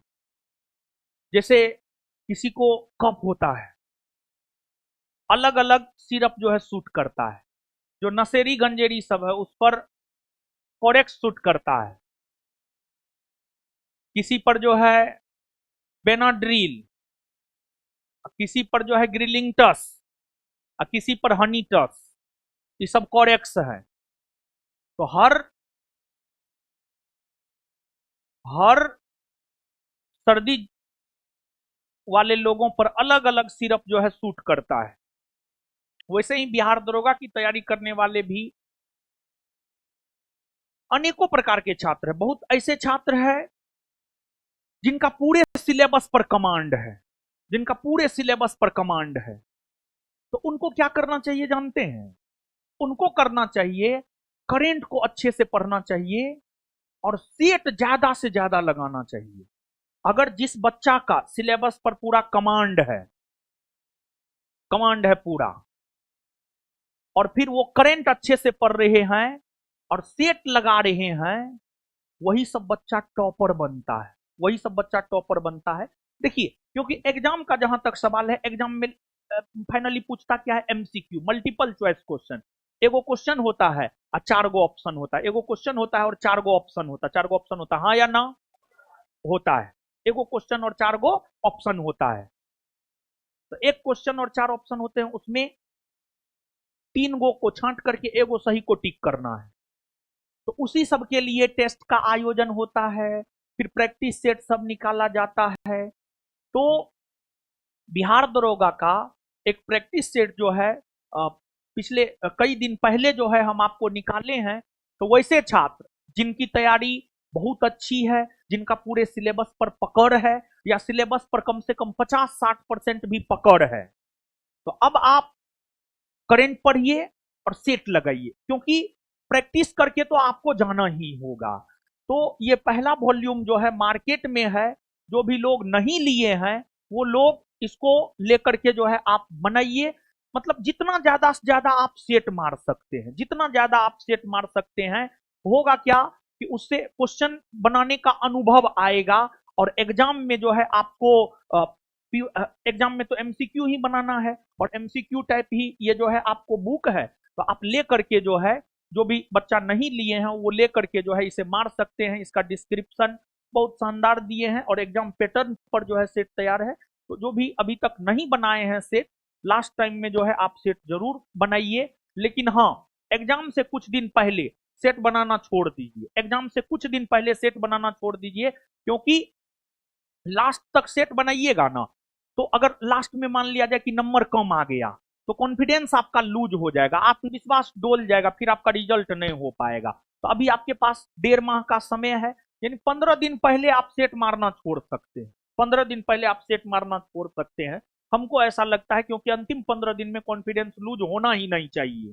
तो अभी आपके पास 1 माह का समय है, आप लेकर के मार लीजिए, ज्यादा बेटर होगा। समझ गए ना? अब आगे आइए, देखिए एस्थेटिक्स की अगर हम लोग बात करें तो आज एस्थेटिक्स में जो है प्रमुख खेल, आज एस्थेटिक्स में जो है प्रमुख खेल और उससे संबंधित ट्रॉफी सब है, समझे ना? क्योंकि आप अगर कोई भी एग्जाम देखिएगा, जैसे बिहार दरोगा एग्जाम का ही 1-2 सवाल हम बोल देते हैं, डेविस कप कौन खेल से संबंधित है, ये आपके बिहार दरोगा का पूछा हुआ है। थॉमस कप कौन खेल से संबंधित, ये आपके बिहार दरोगा का पूछा हुआ है। एजार कप कौन खेल से संबंधित है, ये आपके बिहार दरोगा का पूछा हुआ है। तो ये सब प्रश्न जो है आपके बिहार दरोगा एग्जाम में पूछे हुए हैं। तो कौन सा ट्रॉफी किस खेल से संबंधित है और उस खेल से संबंधित जो है थोड़ी बहुत जानकारी, मेन आज का जो टॉपिक है, कौन ट्रॉफी किस खेल से संबंधित है। तो यहां पर क्रिकेट, क्रिकेट देखिए, क्रिकेट से संबंधित जो प्रमुख ट्रॉफी है, क्रिकेट से संबंधित प्रमुख ट्रॉफी है Ranji trophy, Irani trophy, Dilip trophy, Deoghar trophy, Cooch Behar trophy, Rani Jhansi trophy, Indira Priyadarshini trophy, Gavaskar Border trophy, Vijay Hazare trophy, GD Birla trophy, challenger trophy, Rohinton Baria trophy, CK Naidu trophy. ये तमाम ऐसे ट्रॉफी है जिसका संबंध जो है आपको क्रिकेट से है। ये तो घरेलू, घरेलू भारत के घरेलू क्रिकेट से संबंधित ये सभी तमाम ट्रॉफियां हैं। Ranji trophy, Irani trophy, Dilip trophy, Deogarh trophy, Cooch Behar trophy, Rani Jhansi trophy, Indira Priyadarshini trophy, Gavaskar Border trophy, ये भारत ऑस्ट्रेलिया के बीच खेला जाता है। Vijay Hazare trophy, GD Birla challenger, Rohinton Baria trophy, CK Naidu trophy. इसके अलावा क्रिकेट से संबंधित जो अंतरराष्ट्रीय ट्रॉफियां हैं, ICC world cup, ICC T20 world cup, ICC champion trophy, Asia cup, the Ashes, ये सब अंतरराष्ट्रीय ट्रॉफी है। तो ये सब क्रिकेट से संबंधित। अब क्रिकेट से संबंधित कुछ और अन्य चीज, पिच, विकेट, पवेलियन, स्लीप, गली, कवर, ये सब क्रिकेट से संबंधित वर्ड है। क्रिकेट की पिच की लंबाई 20.12 मीटर यानी 22 गज होती है। क्रिकेट बैट की लंबाई 38 इंच और चौड़ाई 4.1/4 इंच। गेंद का भार होता है 155.9 ग्राम से 163 ग्राम तक जो है क्रिकेट में जो गेंद का प्रयोग होता है उसका भार होता है। इसके बाद हॉकी से संबंधित जो महत्वपूर्ण कप और ट्रॉफी है, Aga Khan cup, Dhyanchand trophy, lady Ratan Tata trophy, Nehru trophy, Maharaja Ranjit Singh golden cup, Lal Bahadur Shastri cup, Rangaswami cup, Sultan Azlan Shah cup, Beighton cup, Begum Rasool trophy, Guru Nanak champion trophy, ये तमाम ऐसे ट्रॉफी है जिसका संबंध हॉकी से है। फिर Scindia gold cup, Murugappa cup, Wellington cup, Indira Gandhi gold cup, ये सब हॉकी से संबंधित है। फिर हॉकी से संबंधित प्रमुख चीज, bully, penalty, stroke, roll in, carry, ये सब हॉकी के प्रमुख शब्द है। हॉकी का मैदान आयताकार होता है, इसका लंबाई 91.4 मीटर और चौड़ाई 54.24 मीटर होता है। समझ गए ना? इसके बाद आगे है फुटबॉल। फुटबॉल से संबंधित जो प्रमुख कप और ट्रॉफी है, Durand cup, Santosh trophy, Subroto cup, Roberts cup, Kalinga cup, Begum Hazrat Mahal trophy, VC Roy trophy, Rajiv Gandhi gold cup, Copa cup, FIFA cup, Euro cup, UEFA cup, Merdeka cup, ये सभी कप जो है आपको फुटबॉल से संबंधित है। फिर sir Ashutosh Mukherjee trophy, doctor CM trophy, ये सब भी फुटबॉल से संबंधित है। फिर फुटबॉल से संबंधित प्रमुख शब्दावली, penalty kick, goalie, throw in, linesman, scissors kick, back, shoot out, volley, centre. फिर बैडमिंटन है, बैडमिंटन से संबंधित प्रमुख कप है, थॉमस, उबेर, सुधीरमन कप, मलेशियाई cup, Sophia cup, Amrit Diwan cup, China cup, Chadha cup, Rahmatullah cup और नारंग कप। इसमें थॉमस कप और उबेर कप जो है संभवतः आपके बिहार दरोगा का पूछा हुआ है। तो ये सब बैडमिंटन से संबंधित है। फिर प्रमुख बैडमिंटन के शब्दावली है court, shuttle, long, service line, centre line, net, fault, backhand, smash, referee, let, drop इत्यादि। बैडमिंटन का कोर्ट भी आयताकार होता है, इसकी लंबाई 13.40 मीटर और चौड़ाई 6.10 मीटर होता है। बैडमिंटन के रैकेट की कुल लंबाई 27 इंच होता है। फिर टेबल टेनिस से संबंधित प्रमुख कप या trophy Irani cup, Corbillon cup, Jayalakshmi cup, Ramanuj cup, Barna Bellack cup, Travancore cup, Rajkumari challenge cup, Indira cup. इसके बाद आपको जो है टेबल टेनिस से संबंधित जो प्रमुख शब्दावली है वह है top spin, net, grip, pen holder, grip end line, push, stroke, ये सब है। फिर आपको टेनिस या लॉन टेनिस से संबंधित जो प्रमुख ट्रॉफी है Davis cup, Australian open, French open, US open, Wimbledon open और विम्बलडन ओपन, समझ गए ना। इसके बाद tennis court, French open clay court पर खेला जाता है, विम्बलडन ओपन ग्रास कोर्ट पर और ऑस्ट्रेलिया और यूएस ओपन हार्ड कोर्ट पर खेला जाता है। शतरंज, इसका जन्मदाता देश भारत है। शतरंज में कुल 64 खाने होते हैं और इससे संबंधित प्रमुख कप है फिडे विश्व कप, फिडे ग्रैंड स्विस और प्रमुख शब्दावली है जीज, गैम्बिट, शाह, मात, stalemate, discovered, pin, king, queen, bishop, knight, grand master. फिर बास्केटबॉल से संबंधित कप है federation cup, Todd memorial cup, SM Arjun Raja trophy, Bangalore blues challenge cup, services cup, America cup, European cup, William Jones cup, Naismith trophy, lady O'Brien champion trophy. फिर basketball के court की लंबाई 28 metre, basketball के court की चौड़ाई 15 metre, basketball गेंद का भार 600 से 650 ग्राम होता है। फिर बिलियर्ड से संबंधित ट्रॉफी है gold flag trophy, Arthur Walker trophy. इससे संबंधित शब्द है break pot, in off, cannon, hazard, string, D, marker, screw back इत्यादि। फिर स्नूकर से संबंधित ट्रॉफी है विश्व स्नूकर चैंपियनशिप ट्रॉफी या सिल्वर लेडी ट्रॉफी और पॉल हंटर ट्रॉफी। फिर गोल्फ से संबंधित प्रमुख ट्रॉफी है Prince of Wales cup, Bharat Ram cup, CM open gold cup, Muthiah gold cup, Nomura trophy, John Hopkins trophy, eigen hovered trophy, Ryder cup, Walker cup, circuit cup और Dunhill cup. इस सब का संबंध जो है आपको किससे है? गोल्फ से है। इसके अलावा पोलो से संबंधित कप है Ezra cup, Prithvipal Singh cup, Radha Mohan cup और क्लासिक कप। तो ये सब जो है आपको देखिए याद करना है, समझ गए? तो ये हम आपको बता दिए हैं, आपको याद करना है। तो इसका पीडीएफ यही ना, करंट में तो करंट बुक से पढ़ाए हैं और कुछ जो है पेपर से पढ़ाए हैं और इसके बाद जो है बिहार बुक से पढ़ाए हैं। बिहार बुक आप लोग के पास होगा ही। फिर इसका पीडीएफ हम आपको दिलवा देंगे, संस्थान के टेलीग्राम चैनल पर जो है इसका पीडीएफ मिल जाएगा। तो फिर आप सब लोग इसका जो है रिवीजन कीजिएगा और फिर हम लोग कल मिलेंगे। और कल जो है बजट, कल 12:30 बजे मिलेंगे। बजट और आर्थिक सर्वेक्षण, बिहार का बजट भी आर्थिक सर्वेक्षण वो जो है हम लोग करवाएंगे। हाँ यहीं पर होगा, तब कहाँ होगा? कपार पर होगा। तो इससे आगे हम लोग कल मिलते हैं बजट और आर्थिक सर्वेक्षण के साथ, समझ गए ना। ऐसे बिहार दरोगा एग्जाम के पॉइंट ऑफ व्यू से बजट और आर्थिक सर्वेक्षण बहुत महत्वपूर्ण नहीं होता है, लेकिन फिर भी पूछने के लिए कुछ भी पूछ सकता है, समझ गए ना। तो कल पुनः हम लोग मिलते हैं। धन्यवाद सभी लोगों का। काट दो।